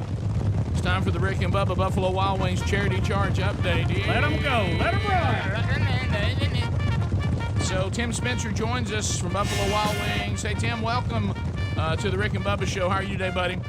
Hey, fellas, I'm good. How about yourselves this morning? Fired up, draw back like a flip. Turn us loose. Turn us loose, Timbo. Well, you know what? We got a bunch Bubba's of chicken looking good here. over there. I know that. Yeah, he does look good, doesn't he? This was looking good. He's look at that. He's jumped right. You know, he's cutting back a little bit. So he's today. It's okay. He's on a diet of onion rings and deep fried pieces of Buffalo Wild Wings. It's okay. Everybody needs a cheat day. Well, you better believe it. Cheat week. So, Tim, everything going well with Buffalo Wild Wings? We're excited again to hand out another check today. So, what's going on in the world of Buffalo Wild Wings? Any updates? Man, the people things are good in the world of Buffalo Wild Wings. We talked the last couple of times about. I hope you got the music ready for the city of Oxford, Alabama. Oh yeah. Baby. So, tell me what's the update on that. We have received the building permit, so off we go. Yeah, go Big O! Buffalo Wild Wings coming to Oxford, Alabama. We've opened 9 stores total. Oxford to be number 10. I don't know if I've been more excited to open one, to tell you guys the truth. Yep, you know what he's going to put up in the lobby? Old 75. Here it comes. Watch out. Watch out. Old 75. OLE 75. Those of you that don't know. I'm going to put it, like I said last time, I'm going to put it over the door so everybody can wave by to it when they're leaving. How about this? What if on the way out they reach up and touch it on the way out? That's right, just like you do in the locker room. Yeah, I love that. That's good. Well, Tim, that's awesome. Yeah, we're doing well, Rick. Thank you for asking. Yeah, that's exciting. Well, let's bring Jay Beggs here. Jay is with River of Life Global Missions. Jay, welcome to the Rick and Bubba Show. How are you today, sir? Very well. Thanks for having us. Long time listener. Yeah, well, thank you, Jay. We're excited. We got a check coming. But why don't you tell the folks before we give you the check that went out and they ate at these participating Buffalo Wild Wings locations, the 10% of the food that was sold on that Monday goes to you guys. Why don't you tell the people what they are investing in? And this is exciting. Yeah, sure. Thank you. River of Life is a very diverse group of men that just fell in love with Jesus and think that's what real men do. And we believe that the Great Commission is not a great suggestion, that we are to be wheels up and boots down. We carry the gospel wherever the gospel is not. We invest in men there. We start off carpet bombing the gospel. Then we start discipling and looking for serious men that will carry on the evangelism after we're gone. There's a lot to it, but in short, that's what we do. You know, I was looking at some of the stuff you guys have done. First of all, you really try to focus on unreached people groups because, they haven't heard. And I'm looking that you guys have actually recently helped to have the book of Mark translated into a language for a group of people that have never had the Bible of any kind in their own language. That's exactly right. If you want to see the power of God, watch the gospel translated 3 times to get to them. And guess what? They get it. Yeah. They want it. Do you think sometimes, and we talked about this, that we overcomplicate it? First of all, God's not really dependent on us to get the job done. We're just supposed to be obedient to what He told us to do, as you said, and it was not a suggestion. It was a commission. It was a commandment. That we, I've heard this said before. God's will is not something you have to do; it's something you get to do. Because He certainly does. He certainly doesn't need us. And as I'm learning a lot of times, I think the Lord is reminding me that even the things that we have been allowed to do, I probably wasn't His first choice. I was just one who finally said yes. And Rick, no way, first choice. How about this? The ones He really wanted just said no. They could do it a lot better than I could do it. But anyway, so. Do you think that, because I've heard this many times and you're saying it again, that when you go to unreached people groups and just simply present what God has done, that they immediately respond? Mm-hmm. They want it. Everybody wants to hear the greatest story ever told. Yeah. And the thing is us realizing that we're not dependent on our abilities. The power is in that story. The power is in the gospel. All you got to do is share it. If you want to see the power of God in your life, that's how you do it. You share his story. Well, and I love the fact that you said also, Jesus didn't say go out and make converts, go out and make Christians. He said go out and make disciples. So you guys also go to the next step and make sure that there's a discipleship plan in place. You disciple those local men to then disciple their own people, correct? Right. We're always looking for serious men, and it looks different everywhere. The jungle is spread out. Like over in Africa, we reached out and discipled over 500 pastors last year. And as a result of that, there's been 57 churches planted in the last year and a half there. And those guys have gotten serious about reaching their community, getting them outside the walls of their church. Once you get them saved, once you get them discipled, you got to get them on the ground. Yeah, you make disciples who then make disciples. Anybody remember the old commercial, I told two friends, and they told two friends? The old shampoo commercial. And that's the way it's supposed to operate, and I like your attitude that when you guys get on the ground, there's sometimes, and I don't want to have a critical spirit on this, but sometimes there seems to be an incorrect strategy.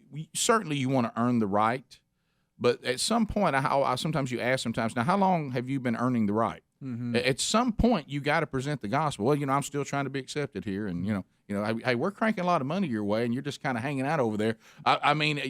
We sent you to take the gospel to an unreached people and to make disciples. So do you think you've done it yet? I like the attitude that you guys get on the ground and say, hey, we don't have a lot of time here. It costs a lot of money to be here. And while we're here, one thing we're going to do more than anything is evangelism. That's right. That's first and foremost.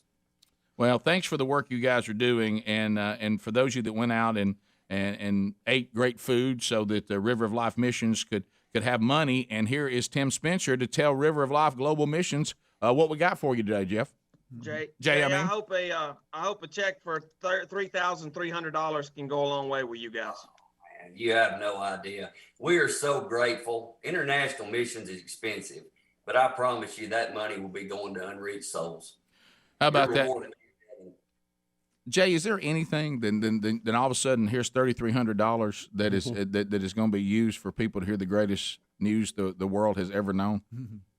I don't get to make decisions on where the money goes, but the first thing popped in my mind is I would like a backup motor on our new boat. There's nothing worse than breaking down in the middle of nowhere in a boat. You ain't joking. We don't have a Speedy with us, somebody in shape that can dive in and pull the boat and swim us on out. We're just kind of stuck waiting on God to send his next man to help us. Amen. Well, Jay, has the COVID thing, or has that been a good? Has that been a big obstacle for you right now? Where are we at on that for as traveling? Well, for a year, of course, a lot of those places were banned, had travel bans in them, and Peru's been a level 4. But it's loosening up a little bit. We're just kind of playing this by ear. I miss my brothers over there. We've got to get there. We've been able to get in and out of Africa, but Peru's been an obstacle, Bubba. Thanks a lot, Jay, for the work you guys have already done and will continue to do. God bless you, brother. Yep. Everything you want to know about River of Life Global Missions, maybe you just want to partner with them because you heard about them today. You can find that in show notes today there at rickandbubba.com. Spell out the word and. Jay, keep us updated what's going on. Thanks again, brother. Thank you. Have a good day. You too. And up next, Tim, another check is going to be coming on Monday's charity charge, going to benefit Never Thirst, another great organization. Because, again, when you go, you want to be the hands and feet of Jesus. Ultimately, the gospel is where we're headed. But when you have places all over the world that don't have the simple convenience of clean water, that makes it difficult. And Never Thirst works to offer customized and sustainable water solutions to meet the need. And they're currently in 7 countries across Africa and Asia. So far, they've done 17,500 water projects, providing clean and living water to over 760,000 people. So they need money to do this, to bring clean water to people who don't have it. So, Tim, on Monday, they'll benefit.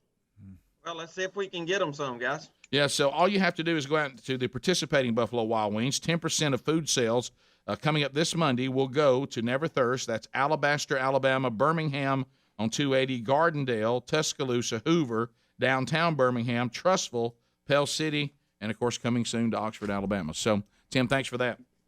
Hey, guys, thank you. Also, if you get the chance, our store in Hoover, Alabama on Highway 150 is just going through a big remodel, and it looks really good. All the AV's been updated. Man, it's a good-looking place. I know Speedy can preach for that one for me. Yeah, and I actually paid for lunch. I went. No, you did not. I did. I took. Thank you. Look, we're carrying this a little far now. Oh, my goodness. I took Reese. Who are you, Fauci over there? Look, River of Life's caused another miracle. Yeah, I know. I took Reese. He picked Buffalo Wild Wings. We walked in, and what a great remodel. Looks good in there. Tim, thanks for what you guys do, and thank you for food for the show and our golden ticket seats today. We appreciate that very much. Absolutely, guys. I appreciate you guys having me. Tim Spencer, Buffalo Wild Wings, Rick and Bubba charity charge, a check $3,300 to River of Life Global Missions this coming Monday, benefiting Never Thirst. We'll be back. More Rick and Bubba next. Rick and Bubba, Rick and Bubba.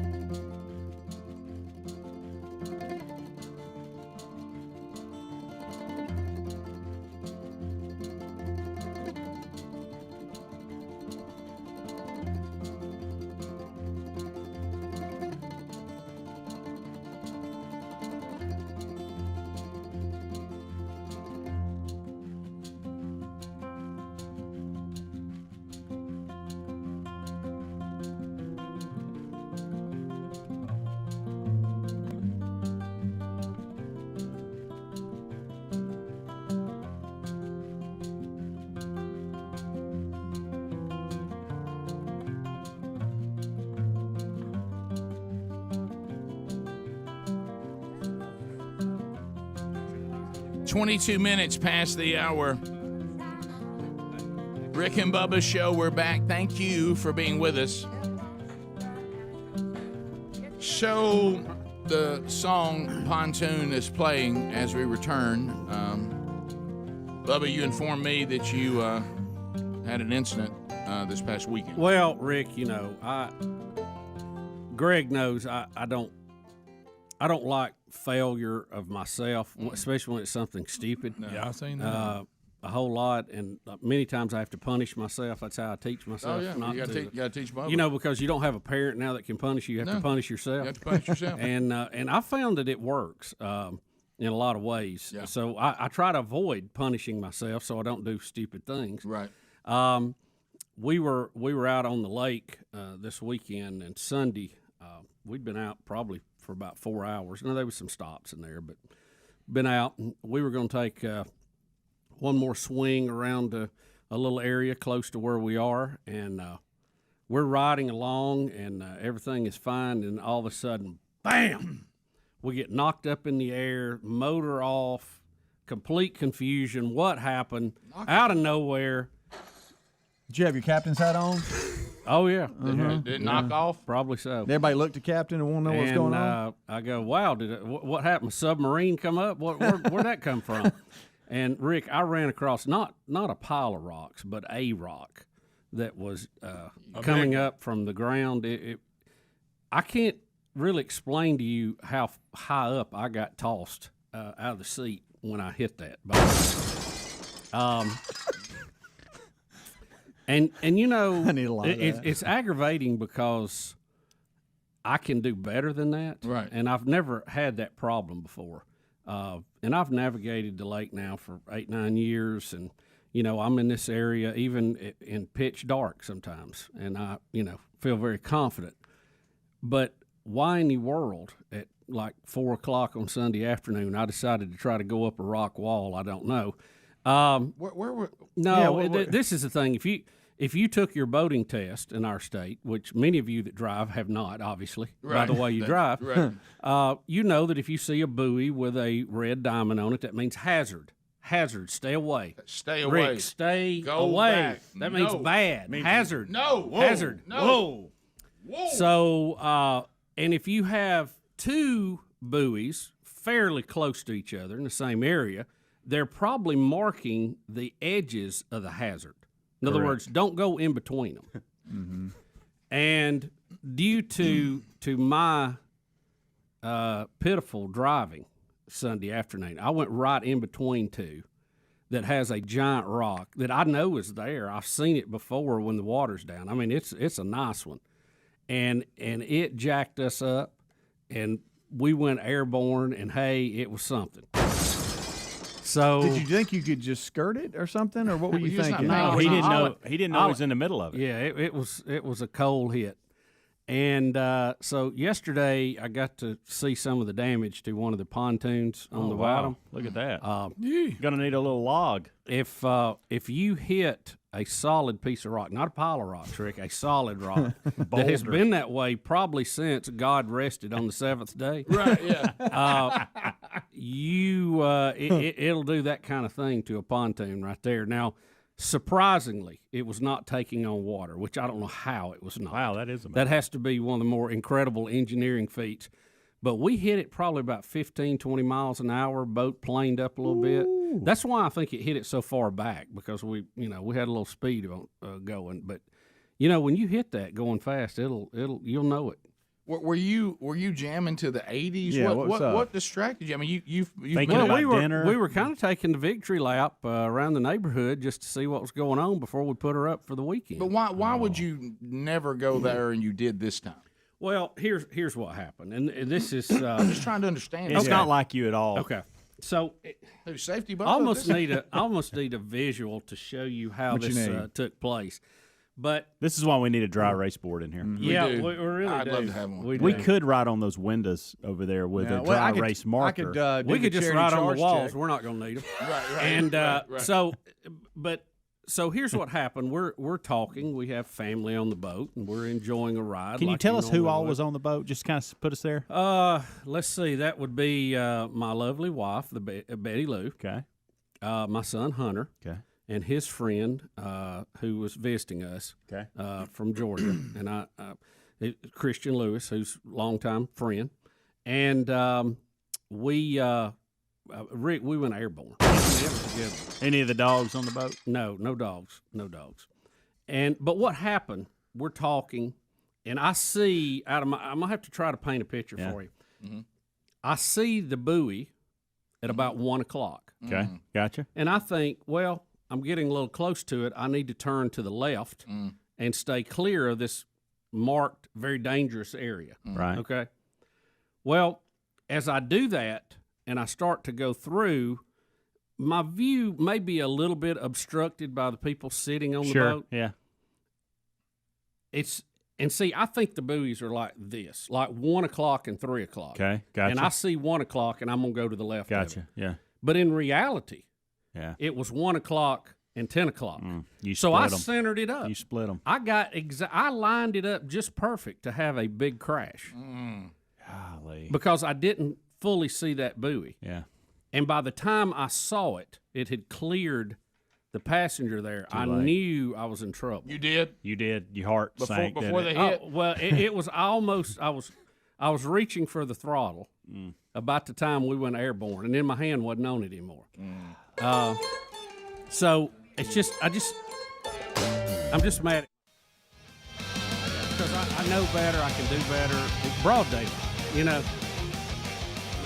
Yep. That's a good. See them pictures? That's a good little den in there. Good little den. So when we come back, I got to know where we go from here. Did you see the picture? You understand what I did?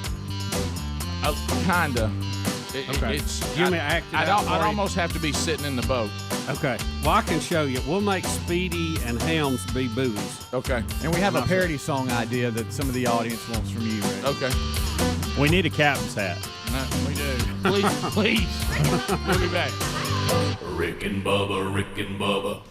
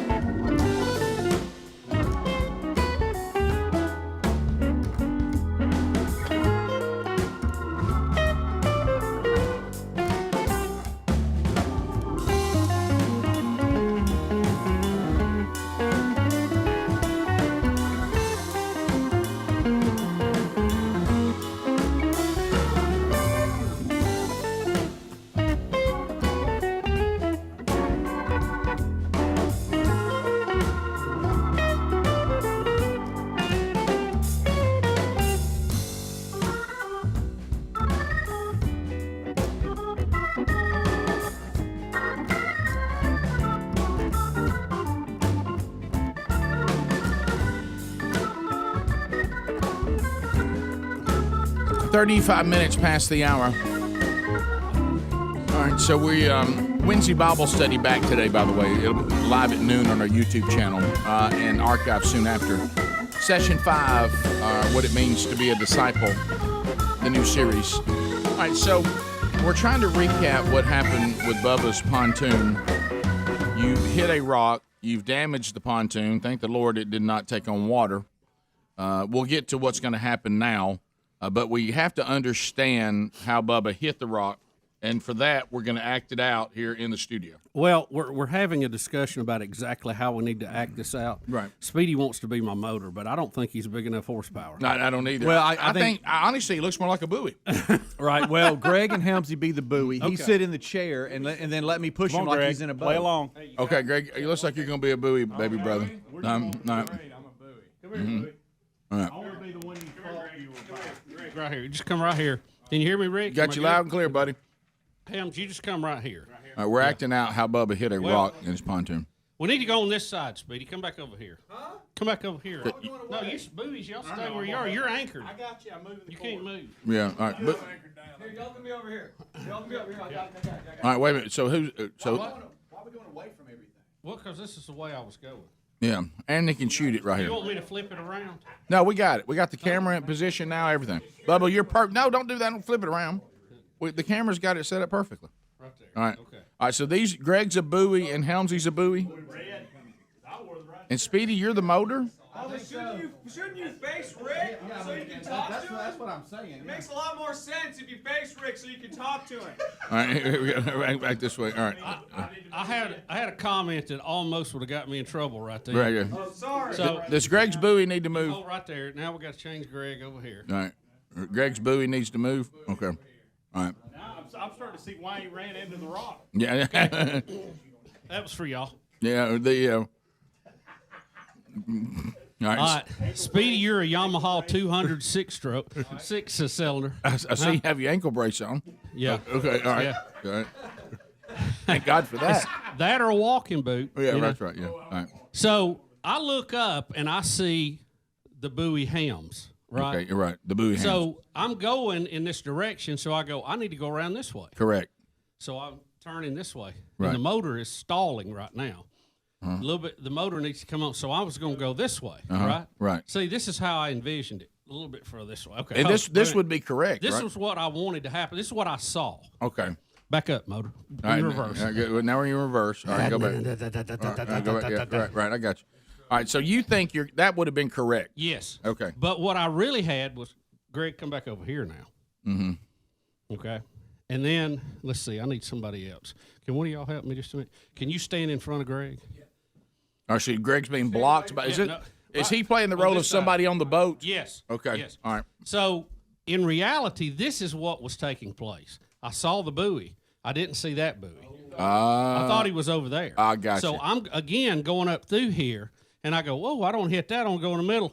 Bam! Oh, my gosh. And And you go all that's how it happened. Huh? I understand that completely. Now, So it was just a...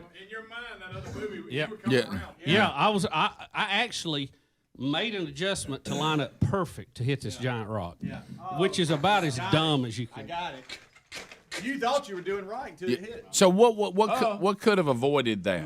What could have avoided that? Me paying better attention. Okay, that's what I was going to ask you. Me seeing the other buoy, knowing where I was. Right. Now, no excuse, Rick. I'm the captain. Hey. Yeah, it's on you. And when I hit that, I thought, wow, the captain has to go down with the ship. That's a bad rule. Yeah. How did it feel, that awful grinding sound? Well, you know me, how I am with equipment anyway. Yeah. Right, You know, yeah. I have to take care of equipment. Yeah.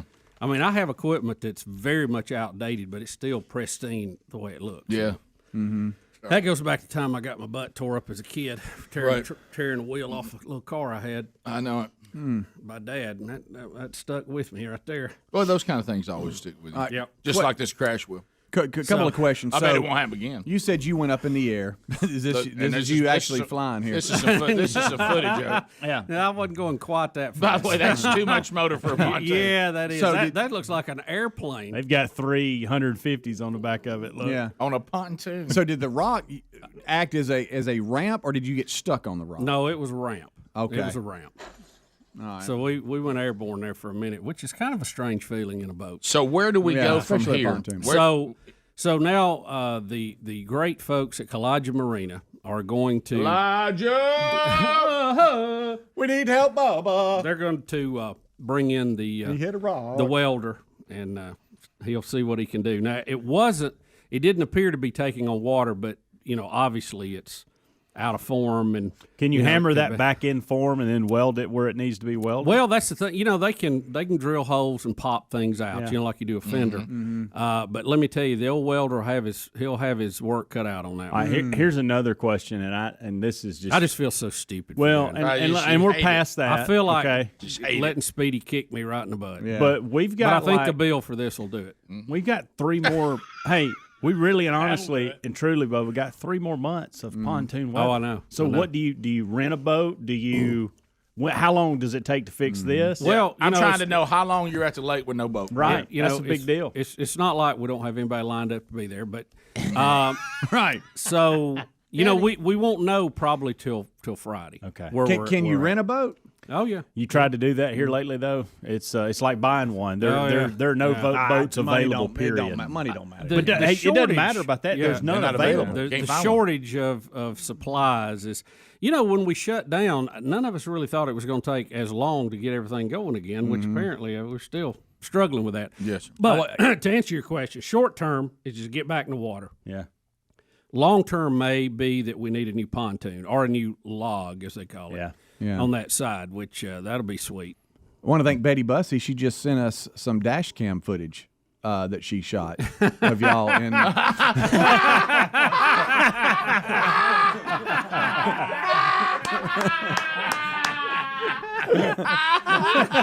Good night. You know what? That's unbelievable. That's not what it looked like, but that's kind of what it felt like. That's good. Quite some footage there. What are they driving? I don't know. Gosh. Good gracious. Hang on. They're out of control. That's when you got some Nimrod up there trying to be sharp for everybody. Yeah.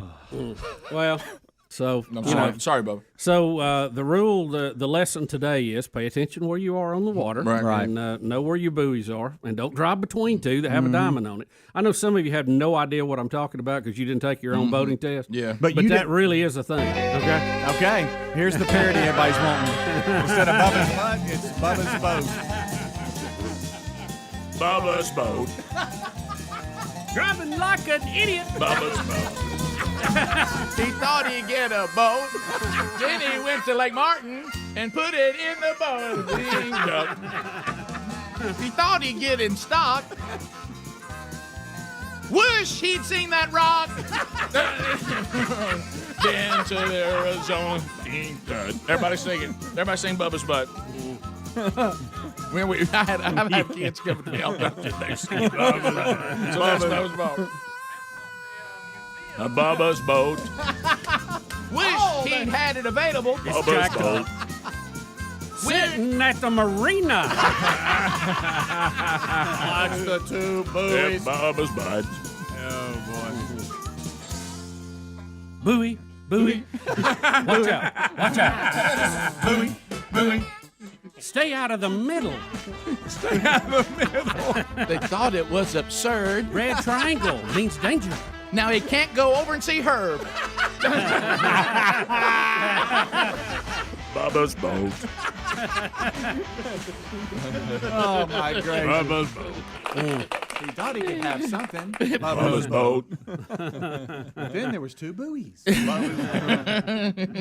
that looks like a new log for me. It's right after he yelled social. Thought I'd go to the lake. It'd be pretty soon. I really was looking forward to riding on Bubba's pontoon. Bubba's boat.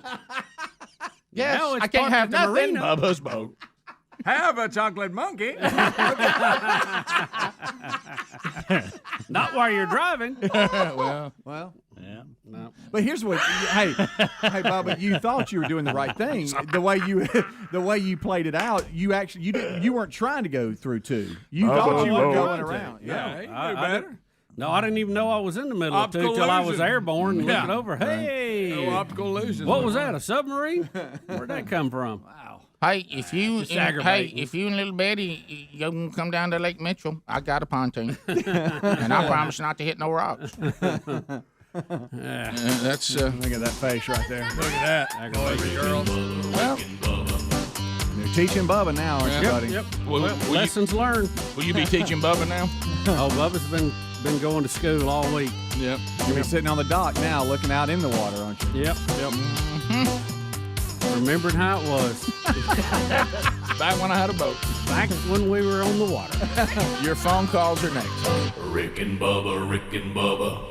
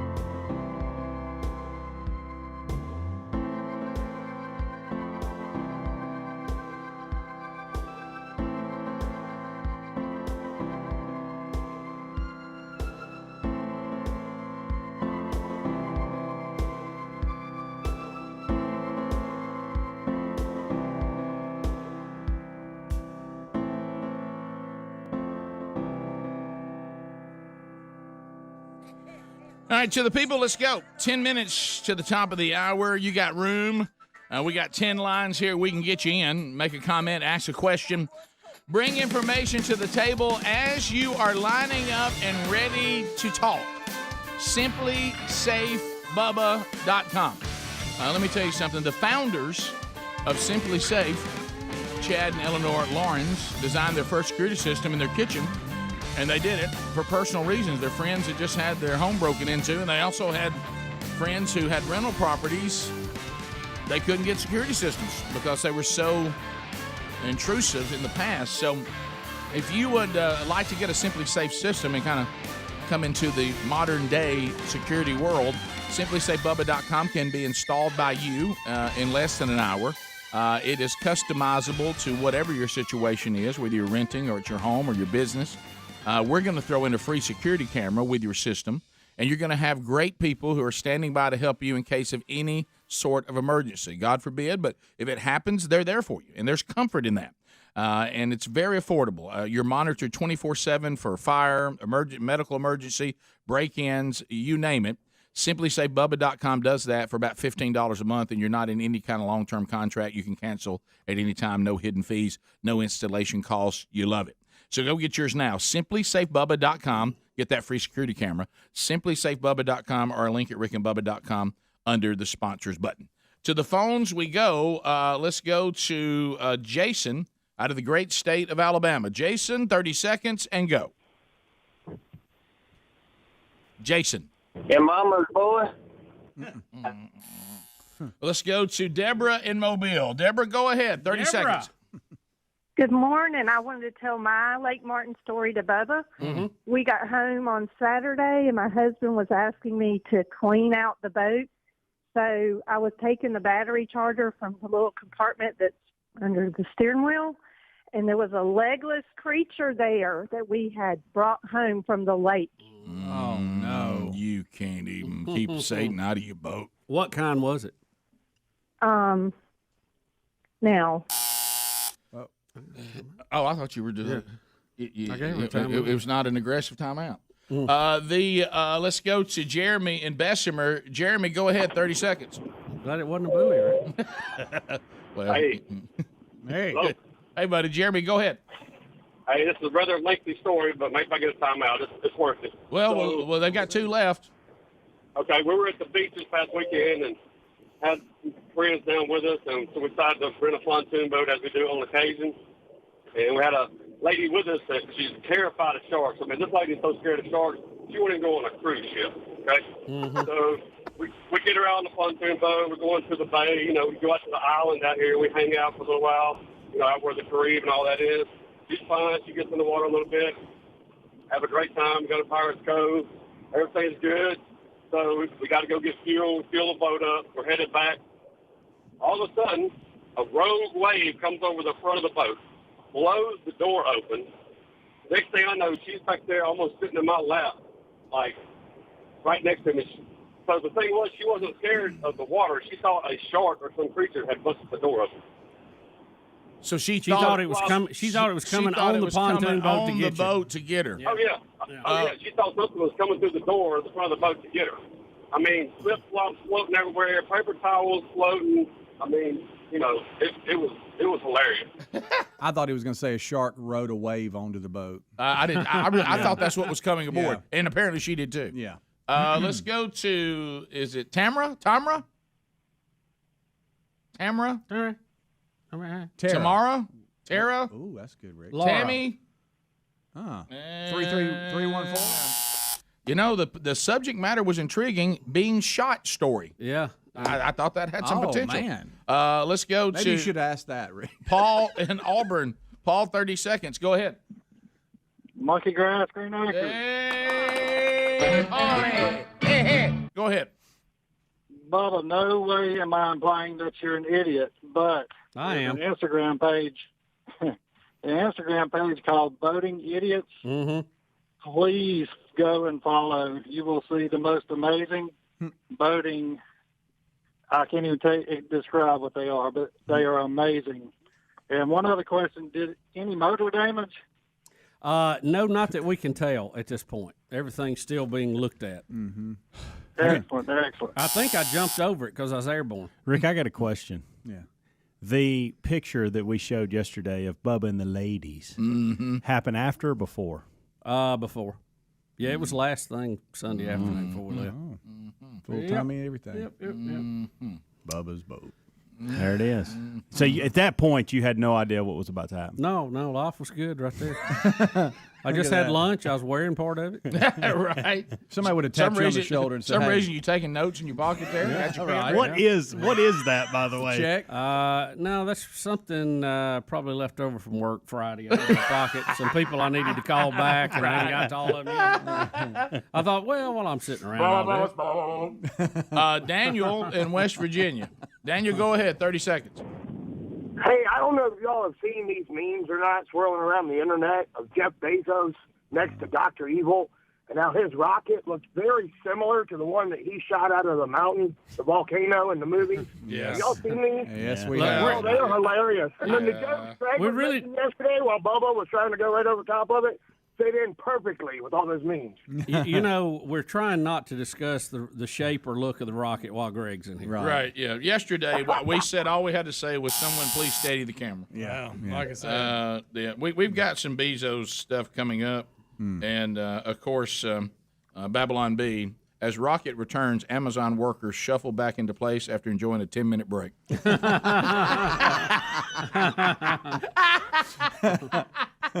that one was out there. Space returns unwanted Amazon delivery, and it shows the top of the spacecraft.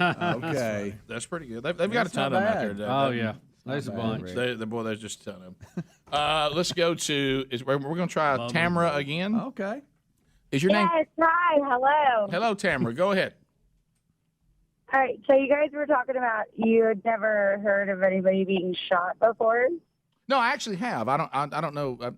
I've actually heard of people being shot before. Yeah. Who said? We know several. Yeah. But you know the feeling, right?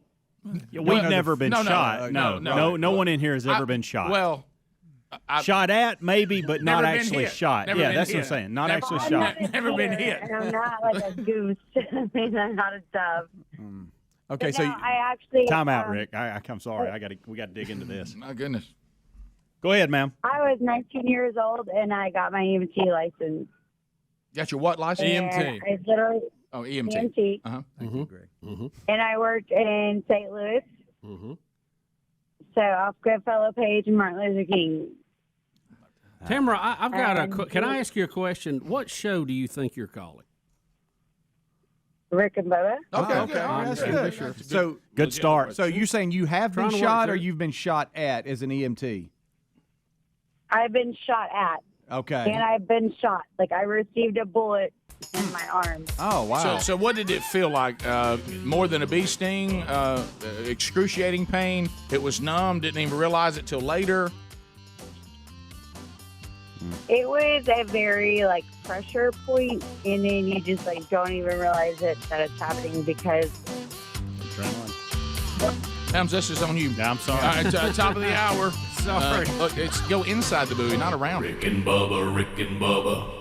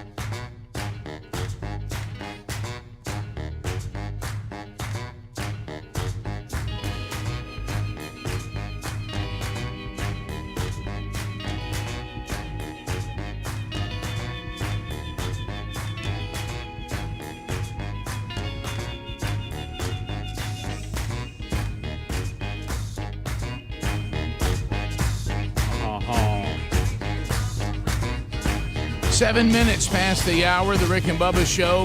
866 We Be Big is our number. Funny email from last hour. Says Bubba's theme song will no longer be Pontoon. He moves to Otis Redding's Sitting on the Dock of the Bay. That's good. You want to go to the opening ceremonies when the World Games 2022 come to Birmingham, Alabama, USA? You can be there. You'll get to meet Sarah Evans and Randy Owen from the group Alabama and enjoy those World Games opening ceremonies. If you'd like that VIP package, go to contest@rickandbubba.com and enter your name, and you may win that. Speedy, the real Greg Burgess, Helmsy, Eddie Van Adler, all here. We say goodbye to intern Millie Vanilli Wafer today. She graduates Rick and Bubba University. Also picking and cheering still here when we get to more of your phone calls. And there is Bill Bubba Bussey. Rick, glad to be here. Thank all of you for joining us for a few hours each and every weekday. All right, so Bezos is back from space. And big success yesterday. Big success. And, we told you Babylon B was having a little fun with that, but he gave a little speech. He did. And we have this, trying to give credit to those of us who made this happen. Here it is.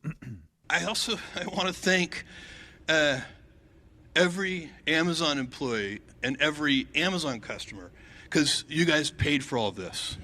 So seriously, for every Amazon customer out there and every Amazon employee, thank you from the bottom of my heart very much. It's very appreciated. I'll tell my wife he thanked her. Yeah. Right. Yeah. Thank you, Lisa Burgess. Yes, I think I bought one of them windows in the side. Oh, there's another delivery. There it is. Wow. So there it is. You have a package. Really?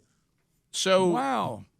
What is the this other store we have here? And first of all, we got more footage of them. Yeah, well, this is finally what we've been looking for. Yeah, this is them in weightlessness. Do I do audio on this? Yeah, I think so. All right, so this is when they went. Oh, yeah. There's the 18-year-old. Yeah, there he is. Where's Granny? So they're throwing Skittles through the air to see if they can catch it in their mouth. What are we doing there? Yeah, well done. Throwing Skittles. Here, toss me one. Let me try. All right, so if you're 18 and you've been to space, I mean, are you the mean monster of all your parties? You really are. Yeah, spring break doesn't look like that big a deal anymore, does it? Everything you thought it would be. Here, look. There's me now, Greg. Greg, there's Mom. There's Nana. There she is. Wally. Yeah. Oh, Wally Funk. So there they are moving around. Wally. She said, we want Wally Funk. Gotta have that funk. What is this story here? I don't know who this is. Wally Funk. Well, it's saying that Jeff Bezos has given $100 million. Yes, he did. To Jose Andres, Van Jones, after Blue Origin rocket flight. Yes, he awarded them each that to give to charities of their choice, however they want. Van Jones? Yeah. The Van Jones? Yeah, the CNN. All right. Interesting. So, how much? 100 mil. Each? That's a lot of giving. A lot of charity. That they get to direct to the charities of their choice. Right. That'd be a great charity charge. It really, really would. Yeah. So I can imagine what Bezos. It was the surprise end of the media conference following that trip that we just saw. It said he unveiled the new Courage and Civility Award, which he says recognizes leaders who aim high and who pursue solutions with courage and who always do so with civility. Van Jones does it with civility. What? The communist? Wait a minute. Does anybody feel like that Van Jones treats people who disagree with him with civility? No, Rick. I haven't seen that. Now, I don't know who Jose Andres is. Maybe he does, but I don't know. I thought he pitched for the Braves. Thank you, Bubba, but that's incorrect. But he's got $100 million to give out. I know that. Guys, Van Jones is not. He's not civil when people disagree. Matter of fact, when you said that name, I thought this must be another Van Jones that we don't know who that is. Yeah, he was in the Obama administration, and even Obama had to cut him loose. He was so far to the Marxist. You talking about Bubba when he referred to himself on air as a communist one time? Yeah, well, the thing is, it seems odd he would be taking a donation from a guy who's made his money in capitalism. I know that seems odd. Yeah. What about the fact that he referred to anybody who how Trump won was a white lash? That doesn't sound very civil, does it? He said this is white lash against a black president.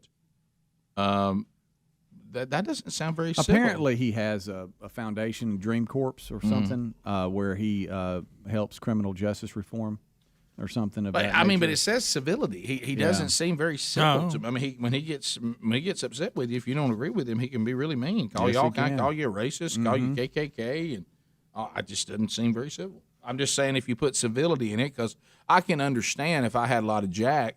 And I was like, man, we've lost civility in this country, and I want to start handing out awards to people that can get us back to us agreeing to disagree respectfully and civilly. And I with civility, I just wouldn't pick Van Jones for that. Yeah, that's odd. That's the first I'd heard of it. And in all fairness, there's people on the right I wouldn't pick either. But I mean, I just didn't seem. Well, when you're handing out awards too, that's a substantial award, Rick. Yeah. That's your big boy. I mean, you hand out $1 million, that's a big deal. Did you say it was Jose? Was the other one? Yeah. Jose Andres. He founded World Central Andreas? Kitchen. Okay. Which helps provide food to victims after natural disasters. Okay. But there he is. So you could have got that. But Yeah, there you go. back when we had the food truck. He's doing what you were going to do, the Spanish chef. And he's doing what our friend we had on Darren the other week. That's right. So good for him. But Van Jones. I know. And is the 100 million split, or do they both get 100 million? The way I read Bubba it, asked that earlier, and it looked like it was a piece. No, it is. You're right. Yeah. Recipients receive $100 million to give away to charities or nonprofits of their choice. That's it.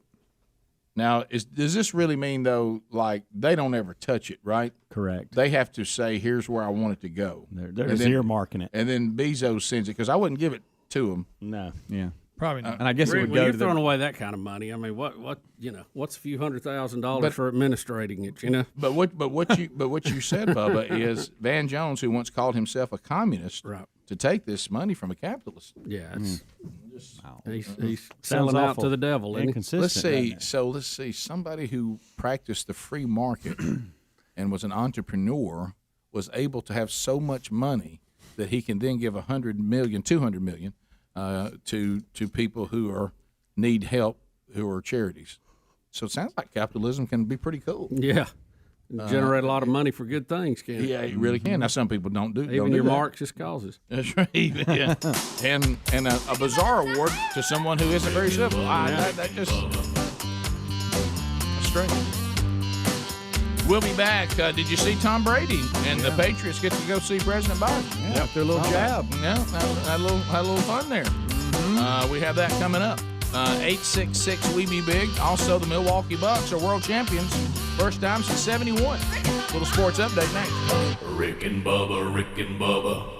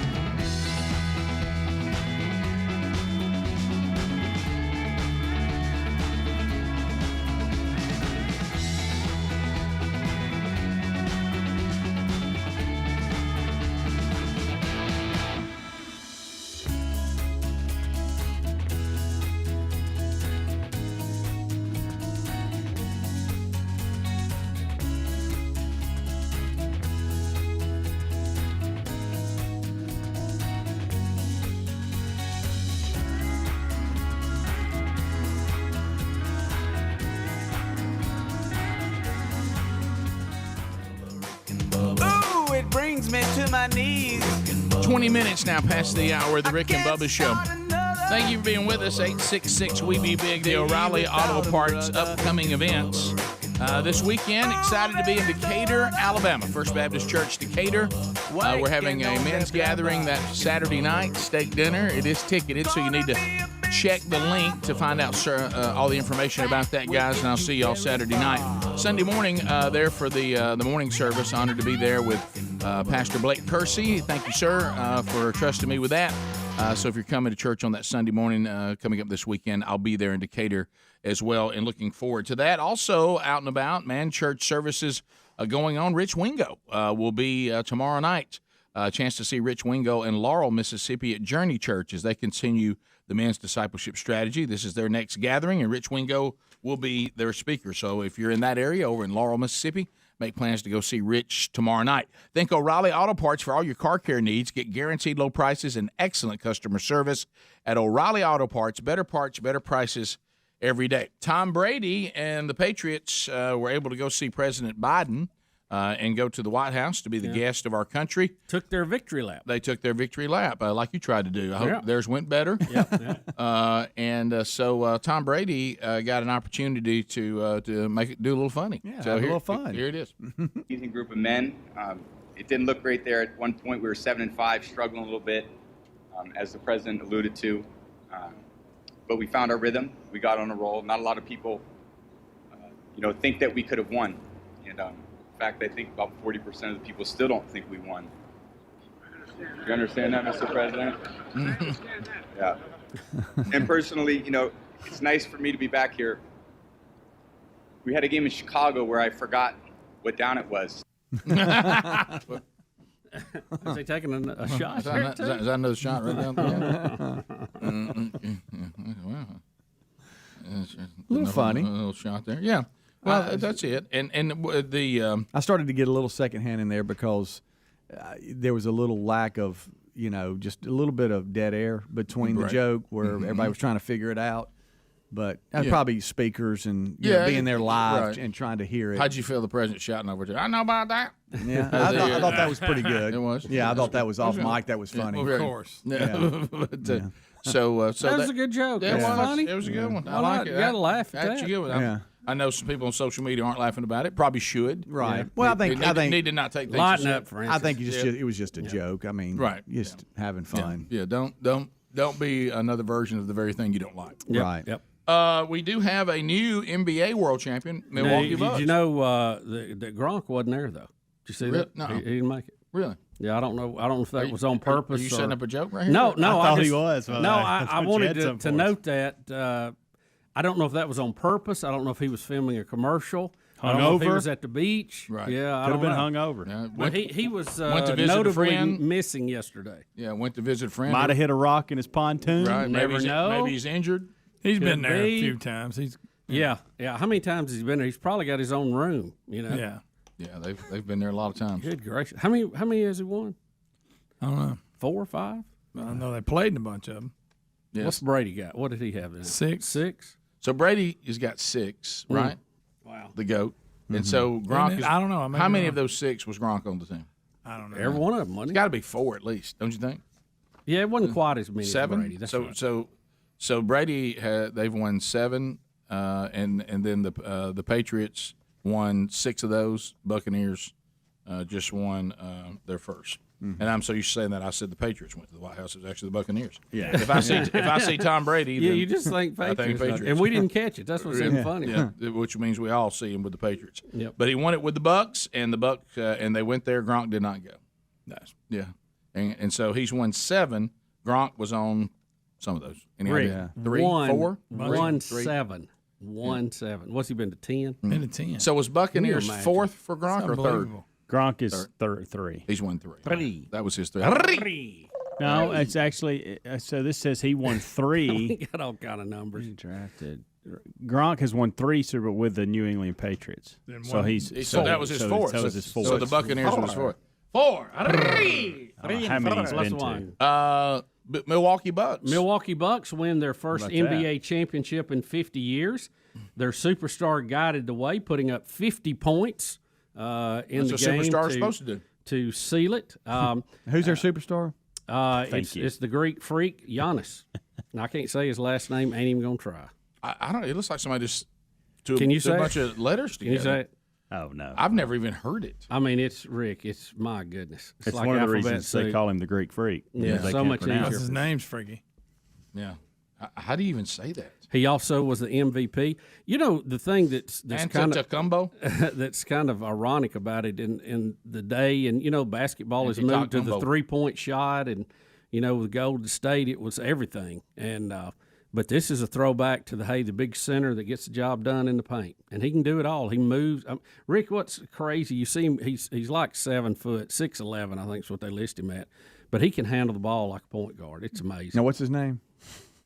Giannis, the Greek freak. That's what I was wanting right there. But the Greek freak. Yeah, he's you know, the only thing worse than a really big guy in the middle is a really big guy that can run up and down the court and he can works on his free throws. Bubba said, and get those down. How about he? He looks very athletic. You know, sometimes a big man looks. I mean, their bigness is enough, but he looks like a big athletic man. Yeah. I mean, Like he's Manute Bow. Yeah, Greg. Yeah, he's moving around. You know, sometimes the big guy, you just go in there and I mean, he can jam it home, but you're not gonna get a whole lot more out of him. You get a rebound here or there. This guy can move the ball around. And he's athletic the way he flies through the air. I mean, he's and he's kind of one of those guys you want to cheer for. He seems like he's you know, humble and stick man. You know, he just seems like he's a nice guy. He's got a humble component to him, you know. Like him. And he has a brother. This is kind of funny too. Had a brother on the team, so they both won a championship. And he has another brother that plays for the Lakers, and they won the championship last year. So all three of them have a championship now. How about that? Also, I saw an article that Aaron Rodgers is a minority owner, so he gets a championship ring for this. They say maybe his last one in the state of Wisconsin. Really? He may be out. Yep. He owns like 1%. Good ad, Greg. I wish you had something to drink. That's a good little You ad. haven't seen Good little ad. Just in case I was wondering about that. Oh, what a nice little ad that was. I like that a lot. I like it, and I like it a Somebody lot. made that up, but yeah, it sounded good. And Chris Paul thought he could have something and get a championship, and he didn't again. Yeah.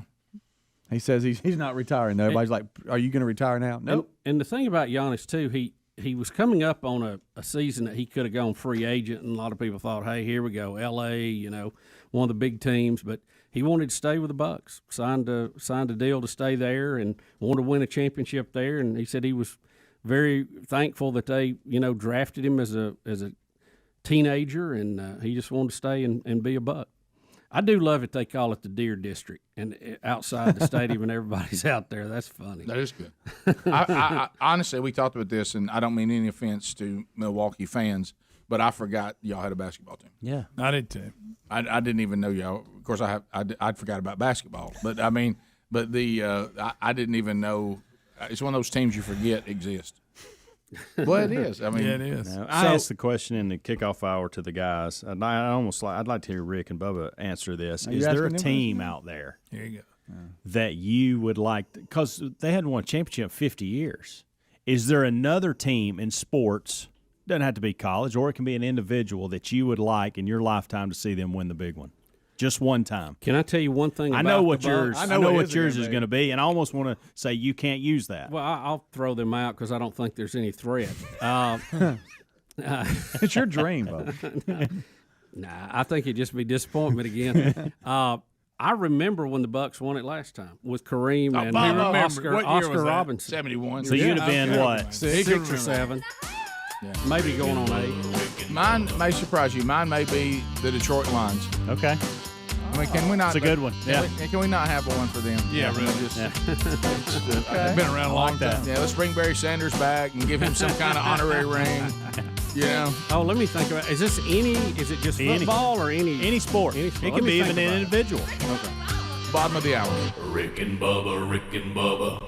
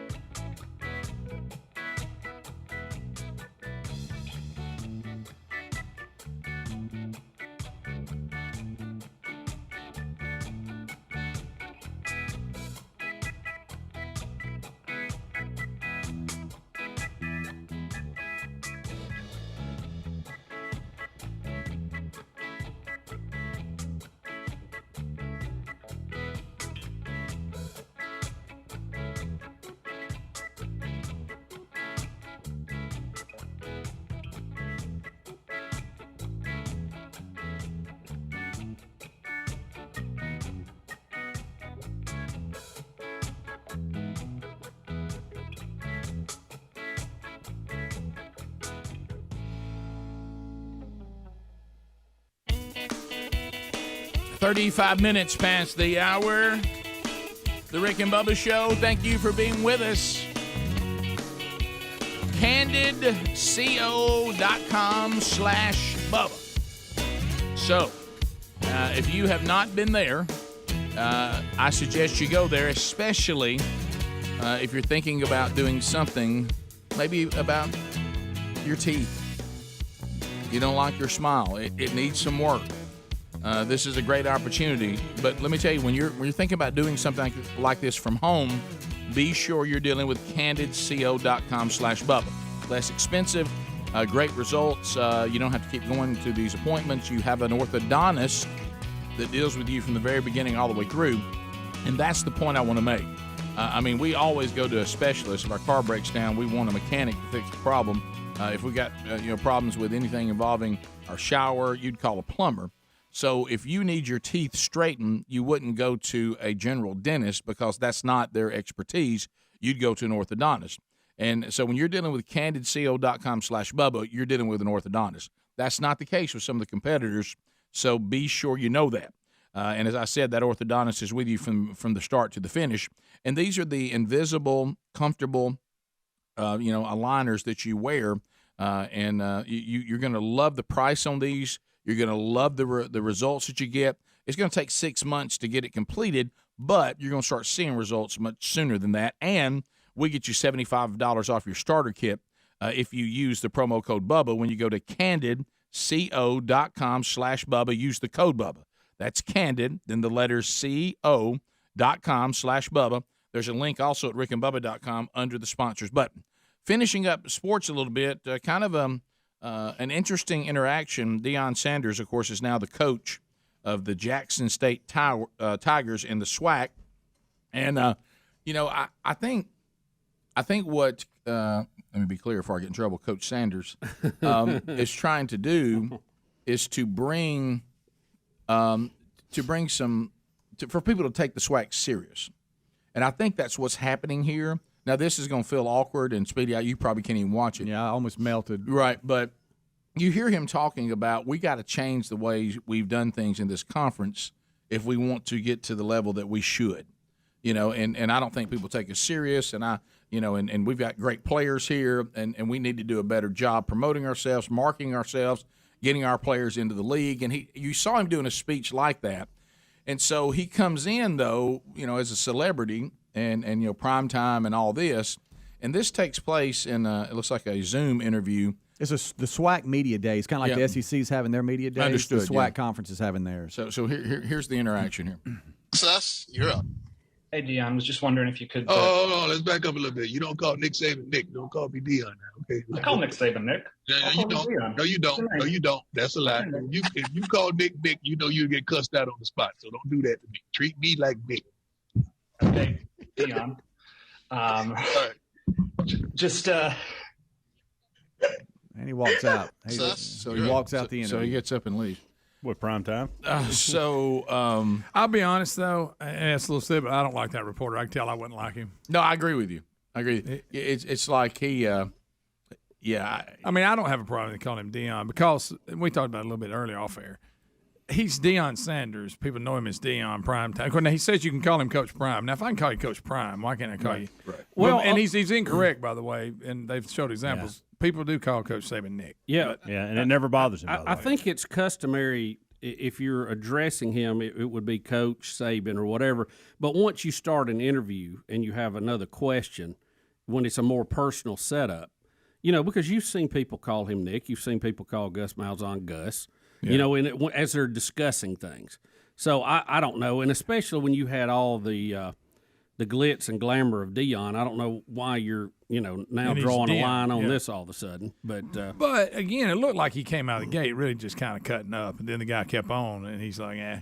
Yeah, and I could tell I wouldn't like that guy. I believe the guy was okay if he didn't double down and call him Deion. When he said okay, Deion again, that was at that point it was getting a little something. But I think back to my original point, and we've all been there, and coaches do this anytime they take over a new program that they think needs to get in gear. they're looking for things like this. They want to make some kind of provocative statement. And that's fine. Out on the field, I'm looking for the day that there's something I want to say to this team, and I need an example. Right. So I'm looking for one. And you saw this other interview you showed me when he's sitting down with ESPN. Right, yeah. And what he's saying is this conference, we've got to do a better More job. respect. And we need to be respected more than we're being respected. And some of that's our own fault. Yeah. He said at one time we used to be on ESPN 14, but at least now we're getting games on ESPN. And so I think he's looking he's looking for opportunities to make a statement of we're going to be taken serious. And I get that. I don't think he really cares that the guy called him Dion, but I think he pretended to care for that campaign. Or announce, hey, I want to be called Coach Sanders or Coach Prime, and then go with it from there. Right. I think he's trying to establish y'all got to take us serious, and you wouldn't do this to Alabama. Of course, we found out that they would. Yeah, but he's looking for something. He's looking for something. I agree with it. And I don't think he really cares because you saw the smile. Right. Do you think, and this may not have anything to do with it, but he normally covers Ole Miss, and this has kind of been like an extra added to him to cover. Do you think some of that has to do that Dion thinks he's being slighted a little bit, or Coach Sanders is being slighted a little bit by your throwing the Ole Miss guy over here on us or something? Well, it all works. It's still that I'm going to do things since I have the you get a coach in the SWAC that's not Deion Sanders telling a reporter, don't call me by my first name, we never even hear about it. But Deion Sanders does it, and now it's a big story, which is good for the SWAC. So I think look, Deion is a master promoter. Oh, he invented primetime. He admitted it. He's as a character he came up with because he knew it would lead to money. I wonder, though, if Coach Sanders would appreciate someone who was a primetime type player now. I don't know. Since he's on the other side of the clipboard. Good question. Yeah. He was the first one that said, when I intercept a pass and run out of bounds, that's a business decision. Yeah, that's good. That's good stuff. He said, I'm out here to cover receivers. I'm not out here to get put in the hospital. Right. Adler, I just DM'd you another one. And, Rick, to your point, and this is exactly what he's saying, that other footage that we were looking at, he's going, why doesn't the SWAC, why don't we get more media attention? Right. We need to, and that is his big push. And that's his job. He's at their own stage, what looks to be like some type of setting where the coaches are speaking, and he addresses that issue. We expect to win. We're the only team in the country that people expect in the first year to win it all. I agree with that. The expectations are high. You brought in that level of expectation. What have you learned? This is a broader question. What have you learned about black college football? I know you went to Florida State and FAMU was right there, but now, day to day, you're in the trenches. In the trenches, we need to do better in all fronts, every front, not only on the field but off the field. That's where it starts. In the last 5 years, we've only had 12 guys get drafted in the NFL. So if I go around each table, we have 12 in the SWAC now. If I go around each table, I'm pretty sure, even if we just took the 2 at each table, what's that? Do your math. 24. So that means 24 kids should be getting drafted. So what's the problem? So that means exposure has to play a part. So if we have at least 2 from each team to get drafted, that means we're not getting the right exposure. So that's on y'all, and that's on us. Not y'all in person, but that's on ESPN. We have TV One and we have BT. Where they at?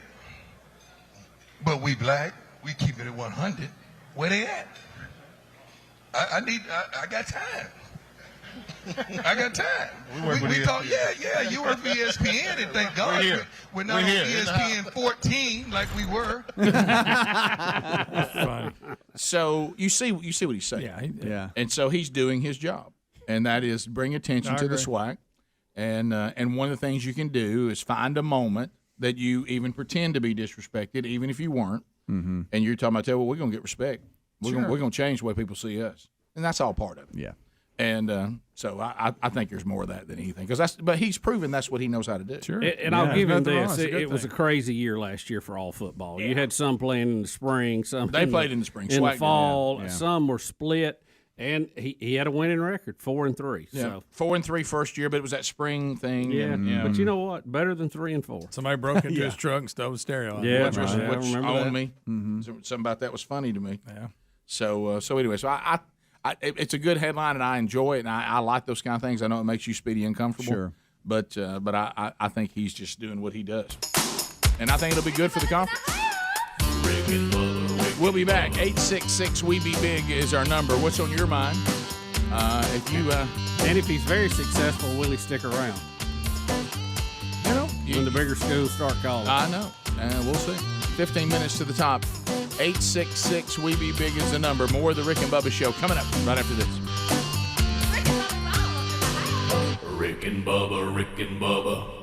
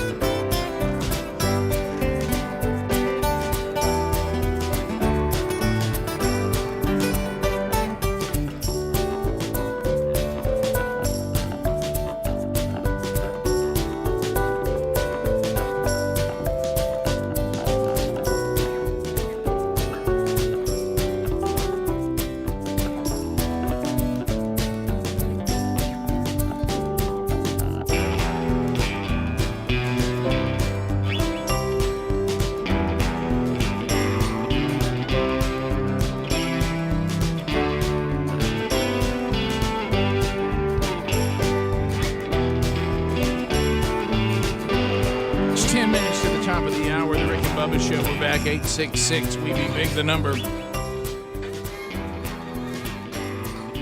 All right, so Bubba, we got to say goodbye to an intern.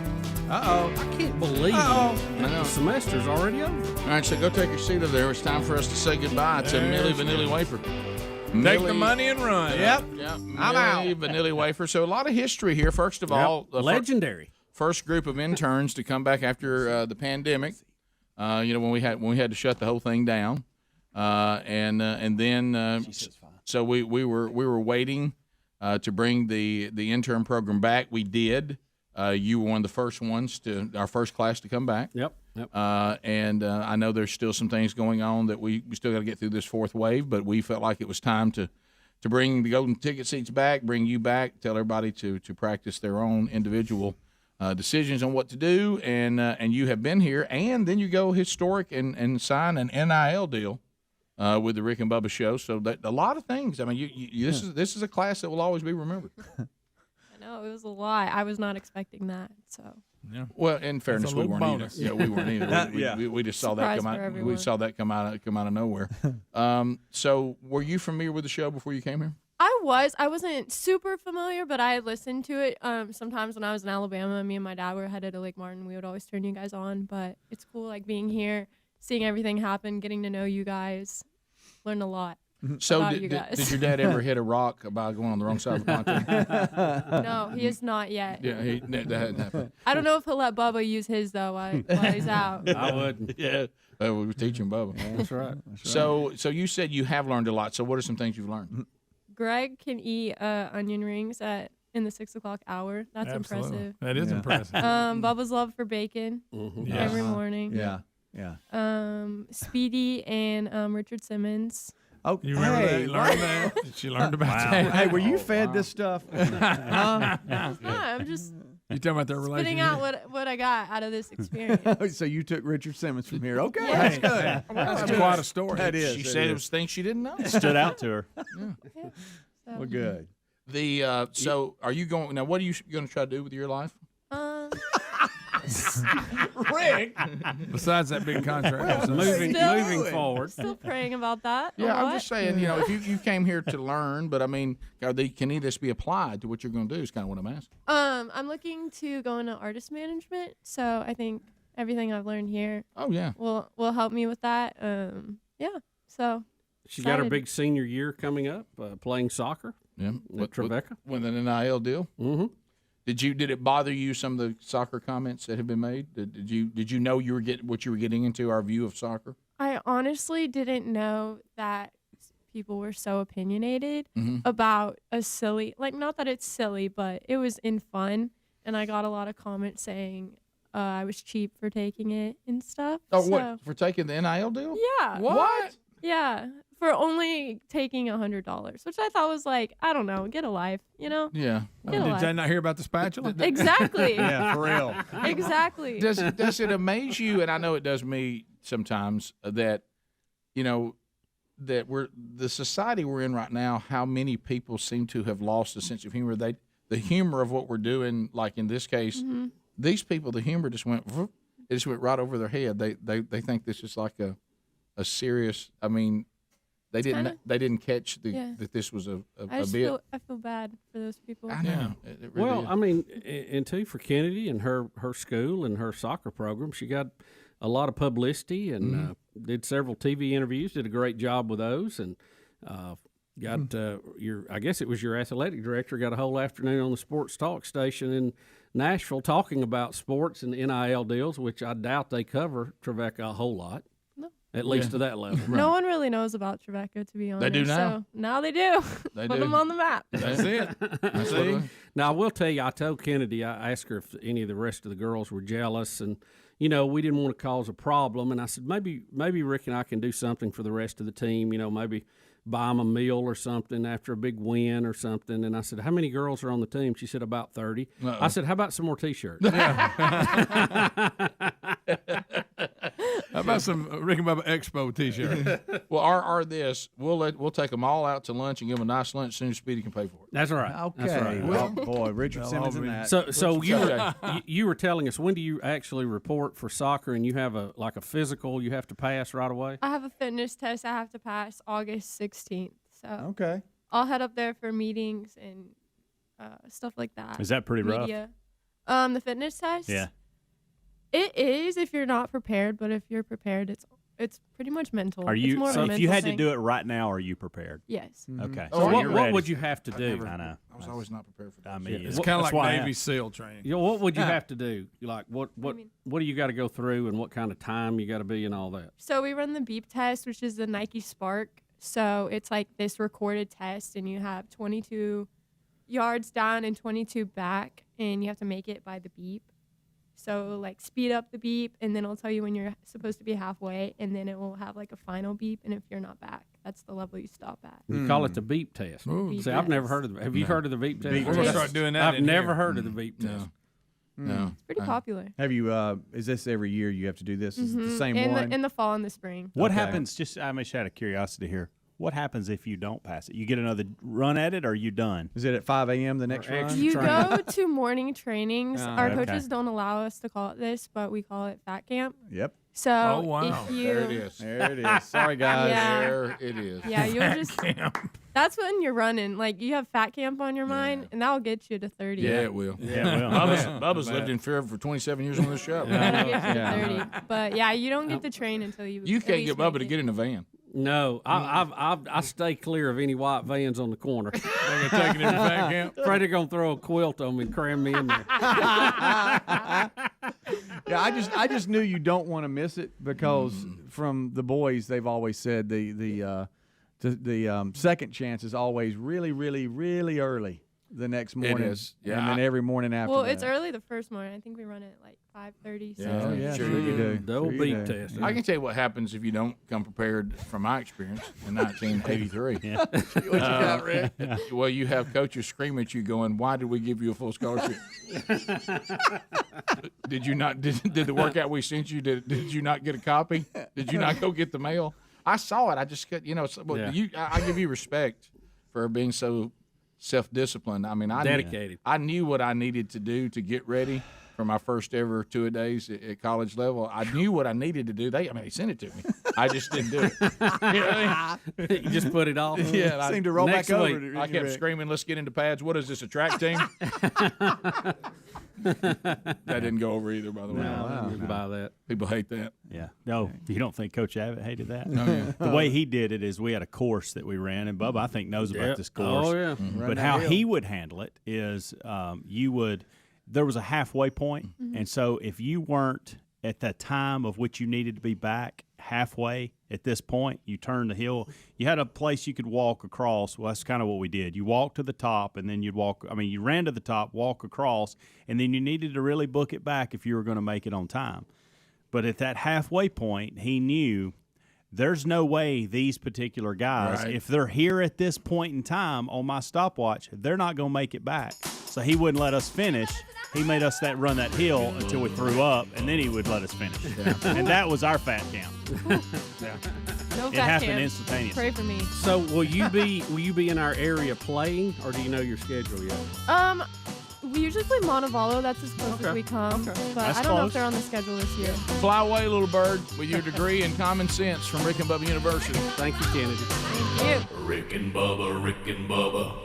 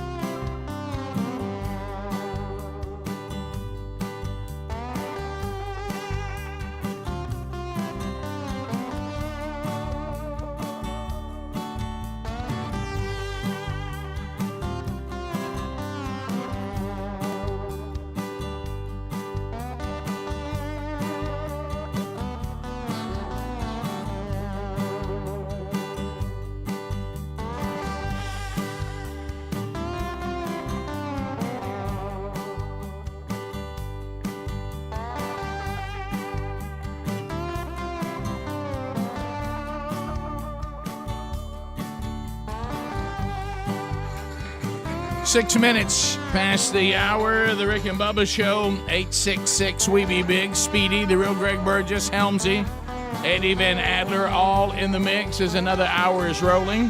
We've said goodbye to Millie Vanilli Wafer. She will work her last hour, picking and cheering, helping out as well in the Rick and Bubba University intern program.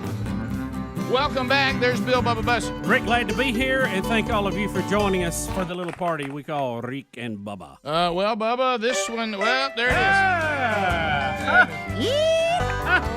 How do? Let's go. Country song or die. With the wildest wranglers this side of the Mason-Dixon. Country boy Rick and his buddy, Bubba. Thank you. Thank you, Erling. We're ready for country song or die. 866 We Be Big to join us. Here's how it works. You, the Rick and Bubba audience, with a chance to win a Chord Buddy learning system. First winner will get that.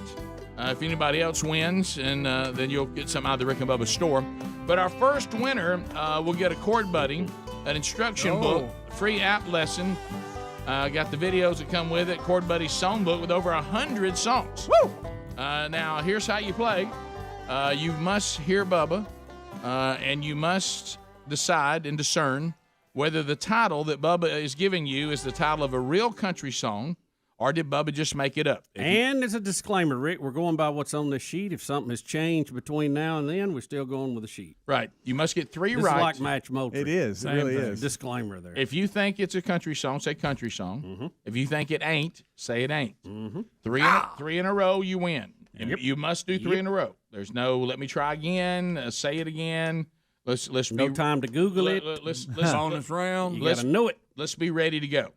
Chord Buddies are actually made in Dothan, Alabama, and look at our first caller. Right. That's from cool. Probably right next door to the factory. News Talk 103.9 Dothan, Alabama. But they know Travis. Jonathan, are you ready to play country song or it ain't? What build up? All that build up. Jonathan? Well, that's a good build up. Dothan?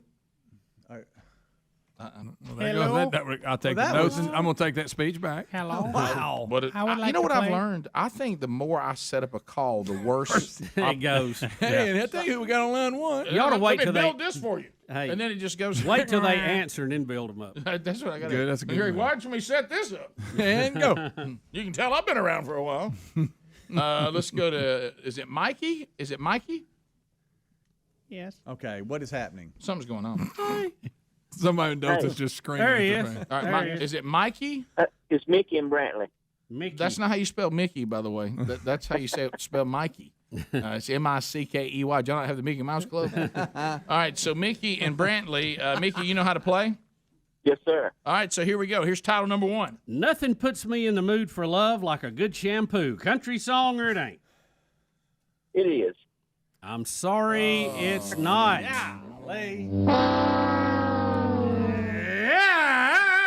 That didn't take long, did it? That didn't take long at all. Look at him hold it. Look at him hold it. It's on his back leg. Wes in Hartselle. Wes, welcome to Country Song or It Ain't. How are you, buddy? I'm good. How are y'all? I'm good. All right, here we go. Title number one. Okay, I'm ugly, so what does that make you? Country song or it ain't?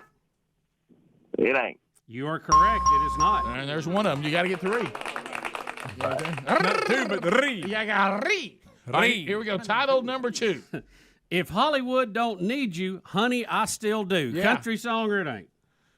It is. You are correct. It is. There, look at here. One more makes what? One more makes three.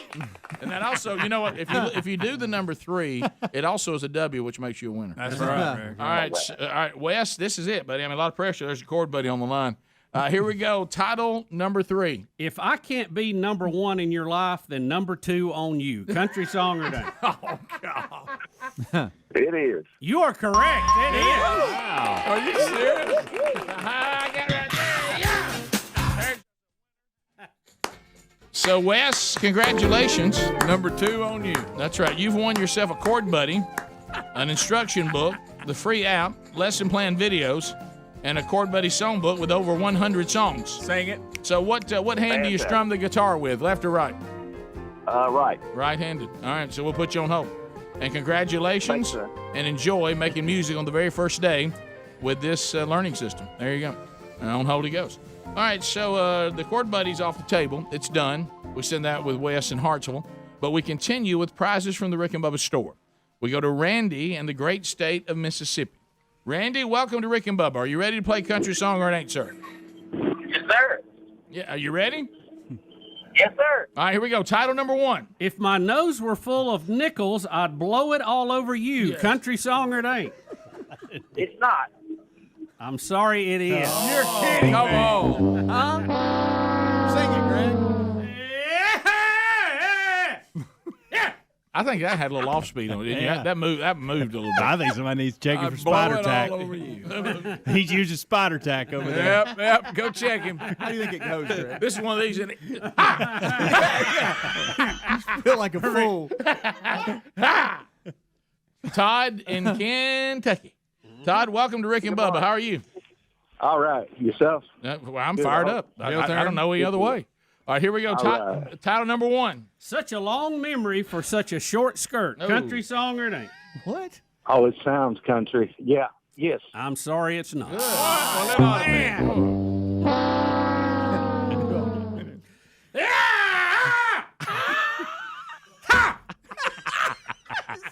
Hey, picture moving it around now. Anywhere he wants to go with it. Oh, boy, he's got it all working. Yeah. All 3 pictures. Yeah. Spider tack to you. Yeah, the batters, they don't even have no idea what's next. He's guessing. Heath in Alabama. Heath, how you doing, buddy? What's going on, fellas? You ready to? I mean, look, you're going against a pretty good pitcher today. Bubba's got good stuff. I'll see what I can do with it. All right, well, so here we go. Title number 1. You drove your John Deere right over my heart. Country song or it ain't? It is. I'm sorry. Yes, I'm not. Good gracious. Yeah! I mean, can't nobody put a bat on. Can't nobody. I think he punched somebody. But now I'm expecting all speed. Have a plan, son. Have a plan. Somebody walk out here and talk to me. Let's go to April in Meridian, listening on 97.9. April, how you doing? Hey, great. How are you guys? Oh, could be a ringer. Ready? Okay. Okay, April, have you ever played country song or an 8 before? I have not. Okay. Do you understand the process? I do. All right, here we go. Title number 1. I'm going to put a bar in my car and drive myself to drink. Country song or it ain't? Yes, it is. You're correct. It is. Yeah, April. Wow. I've got hope for April. All right, here we go. Title number 2. I'm getting gray from being blue. Country song or it ain't? No. I'm sorry, it is.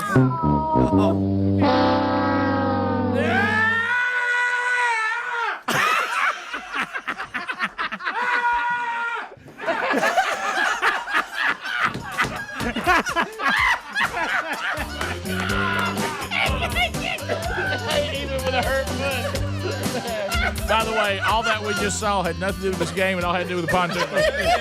Every bit of it. You're all over that. Did he kick it with that brace? He went over and kicked himself right out the pontoon. He kicked it with his good. Get out from behind that wheel. Get out of there. Rick and Bubba, Rick and Bubba.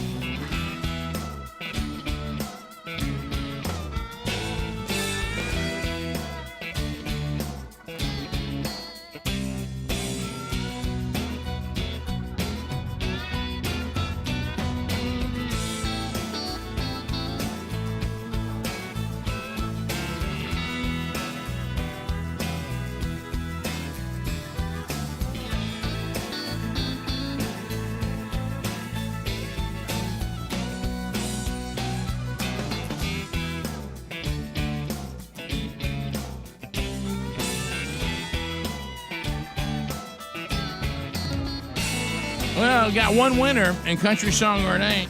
So congratulations. 866-WE-BE-BIG is our number.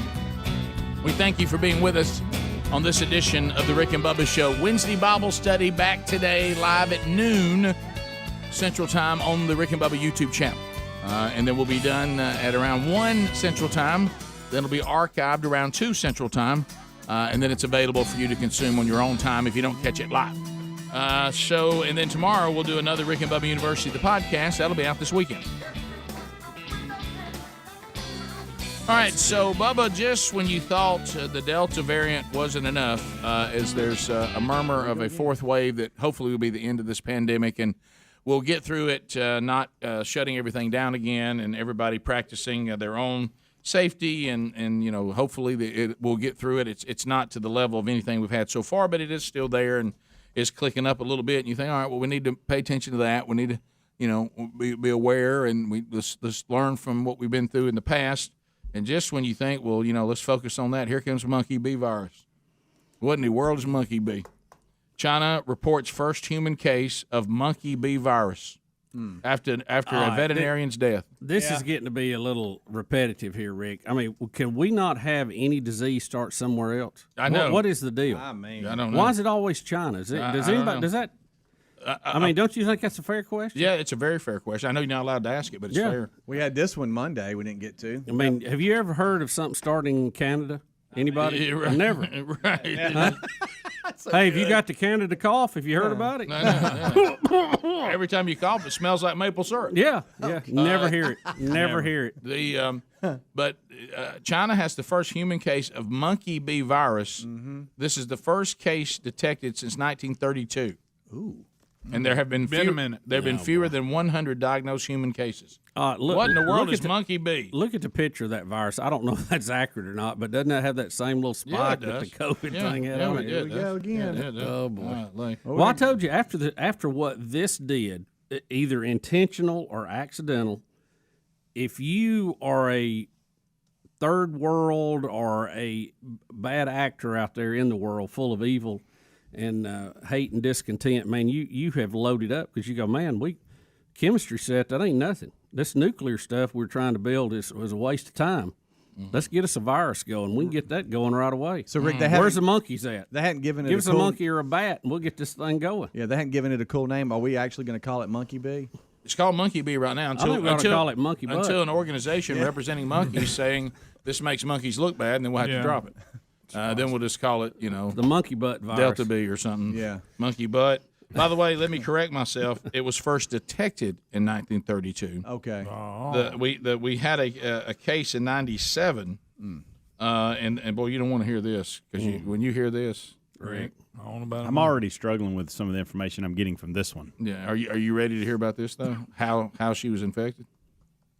No, I don't. American primate researcher Elizabeth R. Griffin died in 97 at 22 years old, 6 weeks after a monkey threw infected liquid into her eye. Oh, no, they'll throw stuff. Say that one more time. You don't want to hear it again. I'm just telling you. I just want to be sure I got it. She caught it when a monkey that she was dealing with, she's a primate researcher, a McKay, how you call it? Is that how you say it? Macaw monkey, whatever they call it. I thought that was a parrot. Are you ready for this? Maybe it is. Maybe that's the bird family. MACAQUE. Or monkey. Whatever kind of monkey this was. Mm-hmm. Some monkey. Are you ready for this? Yeah. She caught it when the monkey threw infected liquid into her eye. Well, Rick, why don't you have your eyes covered? Monkeys throw stuff all the time. Anybody that's been to the zoo knows that. Oh, yeah. Proud of it. They can make dung a weapon. Thank you, Greg. Sure did. In this case, they did. Yes, and apparently people in San Francisco streets as well. Exactly. Griffin's infection, to Bubba's point, was preventable, and her diagnosis and treatment were delayed, according to her biography. Oh, no. Yeah. So sad. Face shield might help. Death by monkey liquid, thumbs down. Boo to that. Yeah, thumbs down. You know what? I just got to tell you something. If monkey liquid's going to get me, it's going to have a very difficult time doing it. I'm not going to make it easy. Well, then there's another story about monkey pox. Yeah, that's what you're That's holding the one now. I've got here. Yeah. This one- Monkeypox. I seen This a one- picture of the monkeypox. I didn't like what they looked like. Texas man hospitalized with monkeypox after being infected with the rare virus during a trip to Nigeria. Good night. You seen a picture of it? I haven't. Don't Boy, want to. some whelps. It kills. It ain't pretty. It kills 1% of those affected. Rare condition. Monkeys from Central and Western Africa. You got chicken pox. You got Rarely infects humans, and had been gone for decades until it returned in 2003. Well, I tell you, every disease is. I'll be honest, I haven't felt good all morning, and now this. Now you got monkeypox. Mm-hmm. Well, here's the Maybe good, we ought not have the monkeys all hemmed up somewhere. right. Then Good we're news. bad. Good news for you, Hams. You likely don't have any of the primate diseases. That is. Yeah. Right. Yeah. So I would feel pretty strong about you're okay there. Okay. Now you don't know what your neighbors are keeping, but I Mhm. mean, I Yeah. would say you're pretty good there. So it's all right. It's fine. Would y'all rather have a pet monkey or pet bobcat? I got to go Bobcat. Straight up. I was at the. Now, is it vet. like a Is little it one caged up, that's or is it just tame? running loose in the house? Or is it like a Should killer monkey. in the yard? I'm I mean, what do Bobcat you- all the way. Well, you're a little scared of it. You've had it No. its whole life. I don't but want you're- anything to It's, do- get- it's getting a little older. Don't let If I do primates in. that, it's gone. It's out of here. Number of things I've seen of people maimed, face eaten off, limbs bitten off, things I can't even say on the air. off. Bobcats will scratch you up a little bit. You're bigger than they are. It's not a big. I can take a bobcat. It's not a big predator. There's only so much you can I do. feel like they'd be more like cats. I If you think fed I them could- and, I you know, I could choke him out. You start getting that posable thumb and strength to rip a limb off. I don't. Rick, I don't, it's hard to compete with that. I don't want any part of that. And them teeth, they got huge teeth. and maybe he was looking in the window and caught Planet of the Apes and got some ideas. You Put know? on a pair of pants, and there it was. Yeah. You walk in, he's put on a pair of overalls and has a gun. Yeah. What if you came home, your monkey was doing that, it's like smoking a cigar? Yeah, now they'll smoke. They will. Yeah, anything they see. But they'll their do it. strength, there's strength. Rick, they'll rip You've your heard arm it. off and beat you over the head with it. Yeah, You've heard monkey see, monkey do. Yeah. They'll imitate anything. Hey, he gets his hands wrapped around because he's got the opposable thumb. Oh, He'll yeah. jerk that arm off and beat you over the head with it as you bleed Yeah. out. I'd rather be scratched by a bobcat than arm jerked off. No, I like my chances with the bobcat. I do. I think I can take one. I think I can. Even during dog days when it won't heal up, replacing your arm's a real handle. Amen to that. If you can go through life and not lose one of those, that's huge. Yeah, that's big. That's big. But I mean, if you do, I mean, you can still function. But I don't. The bobcat's not going to take a limb. No, he's gonna bite you up, and you're gonna get a bunch of I shots. didn't know he's going to get many bites on me. I mean, And if he gets mad, you put him a saucer of milk out He there, ain't that and much bigger than he, football. and he calms down. True, that's true. They're not that big. Or you get him by the nape of the neck, and he All thinks right. it's his mom, and Pick he'll him just up. go loose. Would you rather have your arm bitten Slinging. off by an animal? Bitten off or ripped off? Just ripped off, That, bitten off. that is different. What kind That of is animal? different. That's a big Uh-huh. difference. What kind A of one animal? that bites your arm off. Well, like a bear. A bear. I mean, Shark? just something Shark? like that. I Shark? mean, you know it's Alligator? you know The it's shark's not happening. gonna It's get me in got the your yard. arm. Alligator? It's got your arm, and you know it's happening. And there it goes. Versus Losing a leg to some type of machinery, some big machinery. Oh, like a wood I may chipper? go with the Bad. machine. I'm going with machinery. Wood chipper. I'd rather it be machinery. I don't want any animal on me. I've told you that. at least with the animal, you got a chance. It might give up though. You might poke it in the eye. You can't poke a there's something chipper. There's something about something alive. You poke a chipper, you just lose your hand too. When I feel the hot breath of the animal that wants to eat my flesh, there's just something different about I that. reckon he's gonna have to twist. And Yeah, pull. yeah. I mean, maybe Billy can get the machine shut off. Or maybe it's clean cut. Billy! Somebody help me. And it's going to be gone Speedy, quick. these are really cheery, happy. But a machine's going to eat my leg off pretty quick. That gator, it's going. Boy, it's a wrong. It's gotta work. I'm going to get rolled. I knew a guy Awful. that means you may be able to save it though. I knew a guy had 3 fingers gone from a meat grinder. Really? Yeah. Yeah, pretty good story. Well, of course, his nickname was Nub. Oh yeah, It really was. Yeah. Or Deuce. It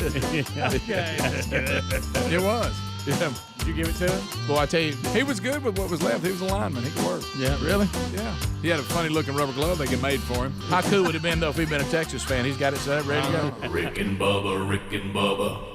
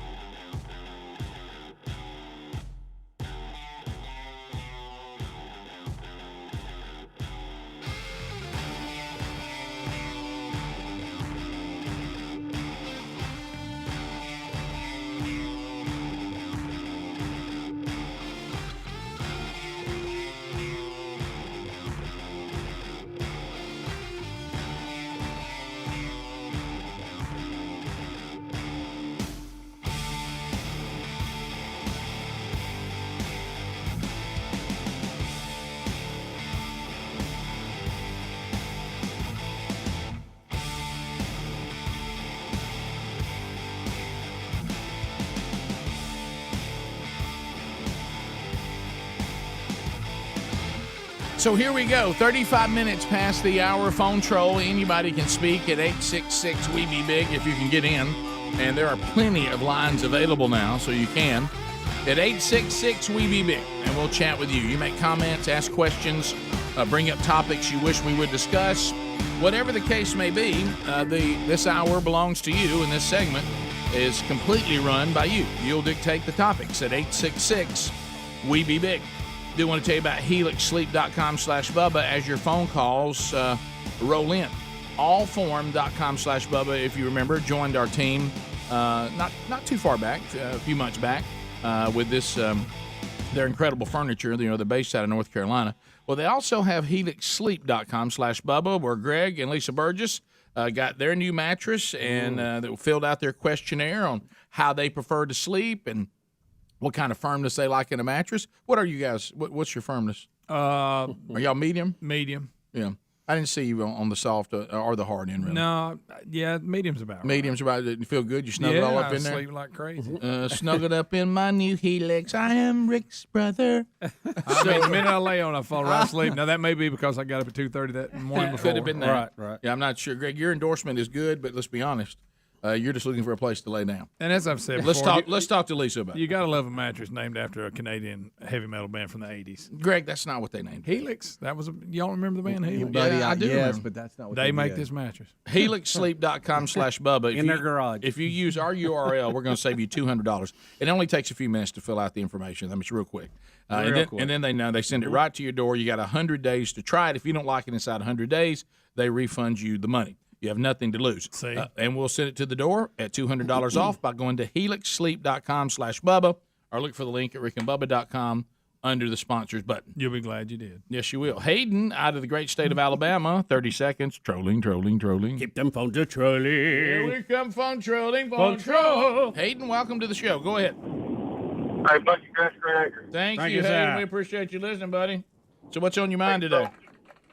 Yeah, so the monkey virus, for the people that believe in evolution, I just have a thought. How can we get a monkey virus if we evolve from monkeys? Interesting All right, thought so today. you're saying we should be naturally immune to it? Monkey antibodies. That's exactly what I'm saying. We have monkey antibodies. That's good. That's a good thought. Attaboy, Hayden. Attaboy, what are you thinking? Of course, I still haven't got past the fact that monkeys are still here. Yeah. Yeah. Why didn't they all evolve? Were some just not able to pull it off? I mean, let's just say, Rick, you have a whole hen house full of eggs. You know, most of them hatch and become chickens, right? Yeah. They wouldn't be left behind to be eggs forever, right? Well, if they're not fertilized, then they just lay there and we all eat them or not. Well, I mean, but, but you see what I'm saying? If they don't make it, yeah. Well, some wouldn't evolve and the rest stay behind. No. That makes sense. Nate in Oklahoma. Nate, 30 seconds. Let's go. Hey, guys. How's it going? I'm good, buddy. We're all good. Good. Awesome. Hey, in regards to Greg and his coworker Nub nickname, we had a buddy that his mom made him wear pointy-toe cowboy boots that were too little for him so much when he was a kid that by the time he was a teenager, his pinky toe was on top of his other toe. It didn't even touch the ground. So we nicknamed him Four on the Floor. I like That's that. real good. He needed Adler shoes. Okay. Let's go to Mobile. Gene standing by. Gene, 30 seconds. Come on. Yeah, I'm Gene, and I'm senior to you guys, but I want to tell you how much I appreciate your humor. And I'm not a secular man, but you are part of my secular experience, and you've really taken a good place with the absence of Rush and with Trump and keeping us straight on the political scene. Well, thank you. Do you think that we should have replaced Limbaugh versus Bud Sexton we hate and to Clay ask Travis? that question, but it does need to be asked. I think so, because I come out of New York where I was in international media, and I think your appeal would go nationwide if you had the right exposure. Gene, I thank you for Gene, that. good answer. Yeah, Gene, thank you. How about a T-shirt? You know what, Gene? I'm picturing our new promotional material we put out. Rick and Bubba should have replaced Rush Limbaugh, Gene from Mobile. Right. I like that. In big Thanks, letters. Gene. I appreciate you, buddy. God bless you, man. Thanks for the call. You take care. And thanks for encouraging us. Gene would have loved the day that we actually pitched that idea to to Rush's producer. Yeah, Kit Carson when he was still with us. Yeah, that went basically nowhere. You ever seen something was so the thought was so repulsive to them that even when they tried to be nice, they couldn't. Yeah, you know what I mean. It's like they didn't mean any couldn't harm. They just couldn't help it. They couldn't control fake their facial muscles. that. You know, they just couldn't help it. It's like something sour hit them. Yeah, was that with the trip in New York? Yeah, one of them. What we said is, what do you think about us guest hosting when Rush is on vacation? And it's like he had this uncontrollable response. Like you got to be kidding me. You've lost your mind. Have you lost your Have mind? a good one, boys. I didn't even know y'all were let in here. You remember? But, so that on I don't know if it was that trip, but the one I was on. What's his name? Curtis Swela or whatever. Yeah, he came in. He's there, running for mayor, by the and way. then Debbie Gibson came in, and her mother was flirting with Speedy. Remember that? Yes, Greg, we do. Debbie Gibson's mother. And that's when Speedy. That's thought, much better than Richard Simmons. But that's when you it knew you were getting older instead of Debbie Gibson being after your mama was. Yeah. I think y'all are misremembering. Did I make that up? No. Her mom was trying to fix her up with Speedy. Maybe that was it. That was it, Greg. Look at you. Huh? I If love, you listen to when some- you think you got something. You look Hey, at it. Greg, I'm just telling you what happened. Greg, if you go back and because when an artist has been popular for a while, then they go away and they try to come back and they put a new album out. A lot of people don't hear it. Yeah. And when that was definitely the case. When she put out her new stuff, if you'll listen to it, there's one or two in there about Speedy. My wife listens to the show. Well, the shout a big compliment. It's not like She's a big star on the Hallmark channels now. You know, she's gone to the Hallmark. Yeah, right? you didn't give into it or anything like that. You don't think she won't Your fall wife ought in to be glad Debbie Gibson Hey, won. you don't think she won't fall in love at a barn dance Oh, absolutely. or a Christmas tree lighting? They say when she sings with the guy that she said that she was too good for back in high school. right. Will have nothing We to could do write with those. it. Probably he works as like a handyman Yes. at the lodge. And you're her trying mom to and save. dad and her mom and daddy have her fixed up with her current boyfriend who's with a wealthy family. Right. And he's a producer, like a book publisher from New York, and The other everything guy- is perfect except they don't love each other. That's right. And the other guy, Yeah. he didn't amount to much, but you can count on him. Right. And at the rehearsal dinner, she gets in the kitchen and cries to her mom that I don't think I love her. Right. All that. They've already made wedding plans. Well, they always dress up though. We practice for it. Even for dinner, they dress up, or just hanging out around the house. They always come down looking so nice. Right. Picture if we dressed up like that all the time. Maybe we need to start. People used to really have more respect for themselves than we do now. When I see pictures of old ball games in the stadiums full of people with ties on. Oh yeah. Yeah. People used to actually think that you should have a good presentation. If you would have When you go told out, people then that one day people were going to paint themselves as team colors and scream real loud, they'd have said, no way. And someone would literally Put horns on. Yeah, Greg, and someone would go to a game not just with no tie on, no shirt on. That's how they showed up. A painted tie on the skin. I just got here. I got shorts, I got socks, I got tennis shoes, I got no shirt. And I'm one letter of my team's mascot. Yeah, it's kind of a shirt. It's a painted on shirt. Right. Or you could call me letter O. And if I'm bald, I'll paint a football helmet on. And I don't remember her name. I know Greg will. I saw a clip the other day, Rick. I was looking at some old video clips of sporting events. What was that woman that was the kissing bandit that would get on everything? Yeah. What was her name? The blonde? Oh, goodness, I remember. Bubba. You know what I'm talking about? Yeah, something. Well, they several clips of her came up where she would announce ahead of time, I'm going to get on the field and kiss so-and-so. I think she like always who's a New chased- York Yankee or something. Mike Schmidt. She always chased him. Yeah, for the Phillies. And they would say, no way is she getting on the field. And she would somehow get on that field, and you'd see her running across there after somebody. Morgana. Morgana, the kissing bandit. I knew you'd know that. Mark in Pensacola. She's like 75 now. Yeah. You ought to see the video. Mark- You forgot what it looks like. 30 seconds. Go ahead. Well, listen, down here in Florida, you guys were talking about those shopping carts here a week or two back for the elderly and the handicapped. Well, we get a lot of snowbirds down here. There's some beefy boys down here, and they can't get in there. They can't get their groceries in the front of the shopping cart. So they've added little trailers to pull behind these things, and you don't think that's a circle jerk down there in Walmart trying to pack them things up? Is not supposed to dump that? He said circle equation, didn't he? Yeah. Let me ask you this. How do you push a shopping cart that has a trailer behind it? Isn't that where your feet are supposed to be? Yeah, that's what he's saying. Yeah, I think he meant to is there a say- hitch on the back and you just pull it around? Huh? Guys, I mean, are they pulling the cart? Is that what he's saying? Or that's the what cart had a it was trailer behind confusing. it? He lost me. I think he was talking about a Yeah, cart. he lost me at CJ. Yeah, I think he's talking about a cart pulling a trailer. In the back. I mean, we now have a tiny 18-wheeler coming We through. really do. Yeah, okay. Rick, I thought he was going to call it a Mongolian. Thank you, Greg. I knew he had something when he goes, hey, listen here. Hey, what you got? So I see you're wearing his shirt today, Greg. Yeah. Mm-hmm. What do you think? I don't even know. What are you talking about? I don't know. I'm just Andrew. He's just throwing punches, trying to see if he can land one. Been bit. Yeah, I think he's talking about now we've put trailers on the back of carts.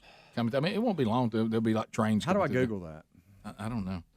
There comes a time when you almost have to say, well, look, just let somebody else get your groceries. Yeah. A lot of people might not be in that situation. Well, I'm just talking about if you got to go to a trailer. I mean, it's you can find some Cub Scouts to do it or something. Okay? Right. You went Cub Scout. Well, I mean, out helping people out. Yeah. Guardian angel, somebody. All right. Could you walk to a grocery store right now with that leg? Yeah, I could, but probably wouldn't be good for me. It's the help of it. We'll be back. More Rick and Bubba coming up. Rick and Bubba, Rick and Bubba.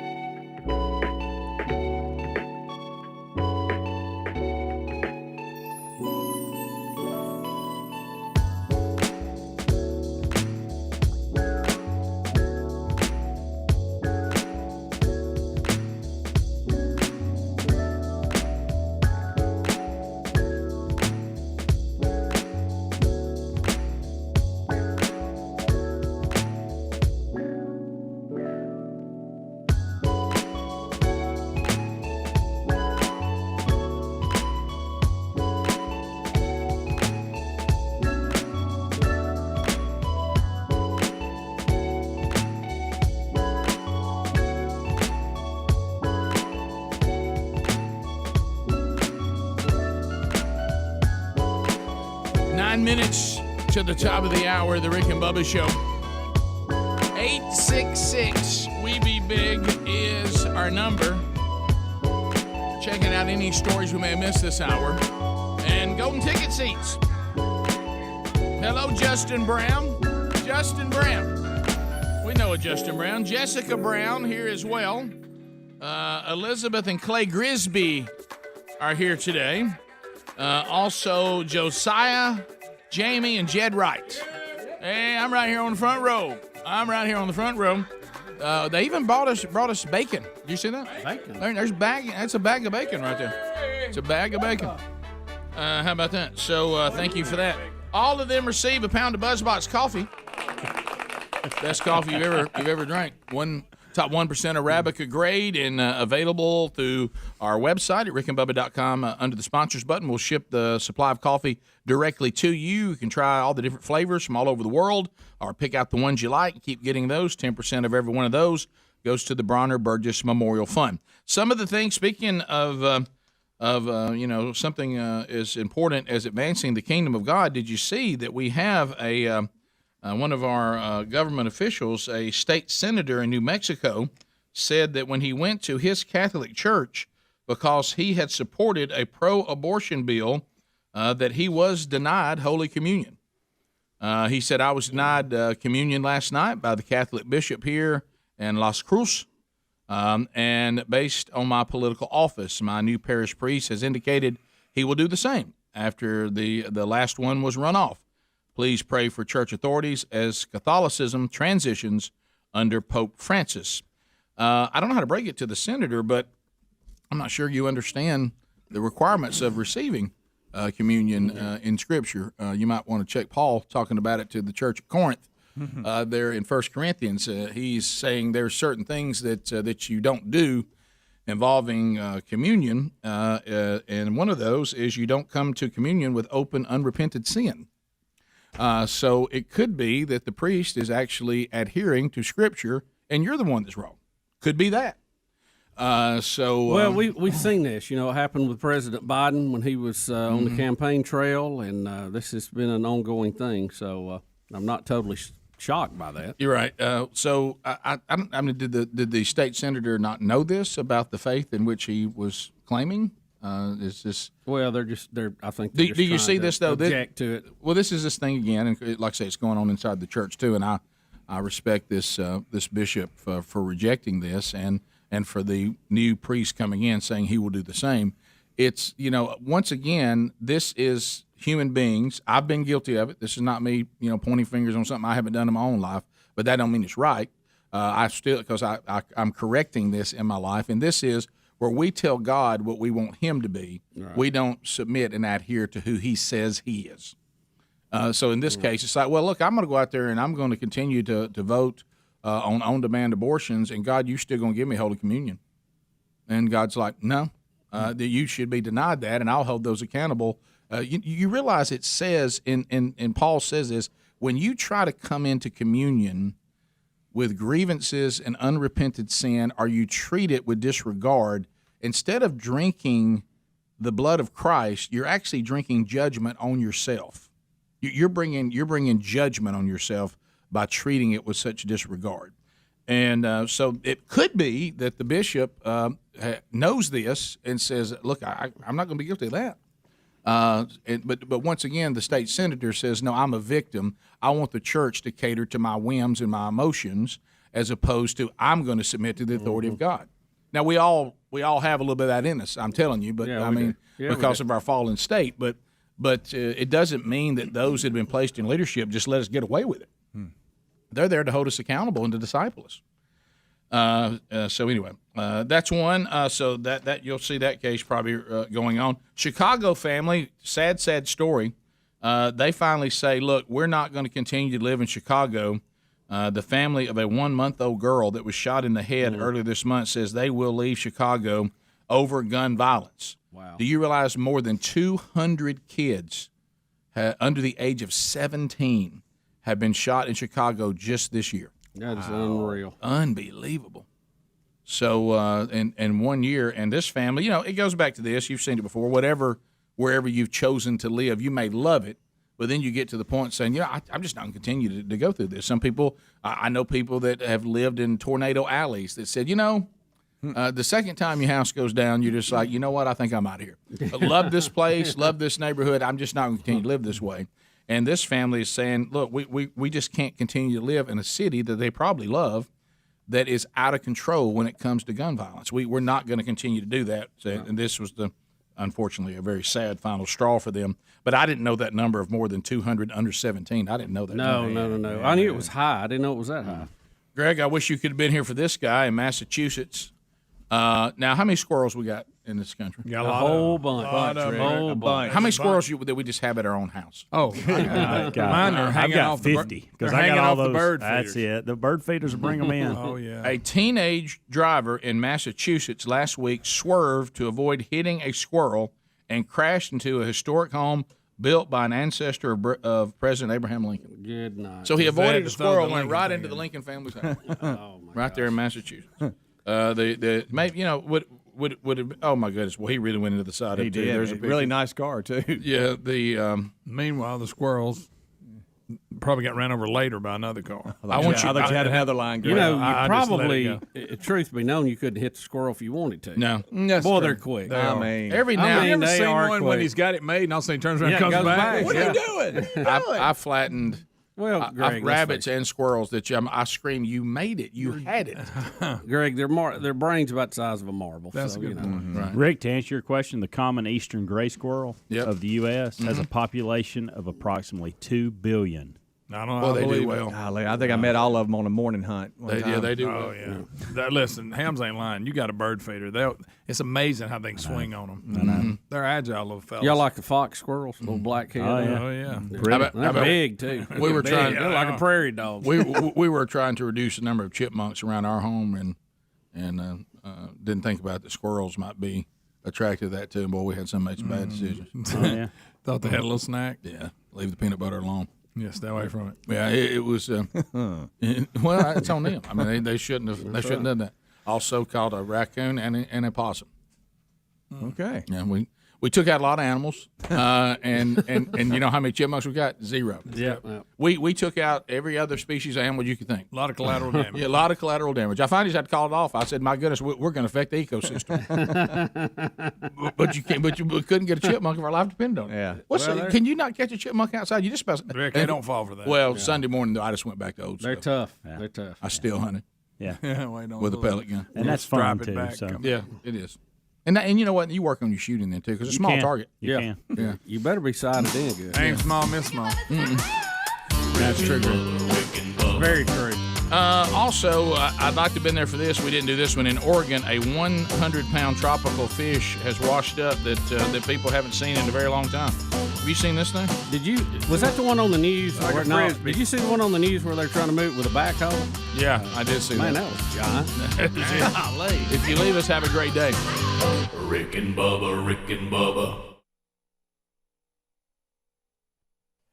Hey, thank you for watching Rick and Bubba live on our YouTube channel. We're here live every Monday through Friday.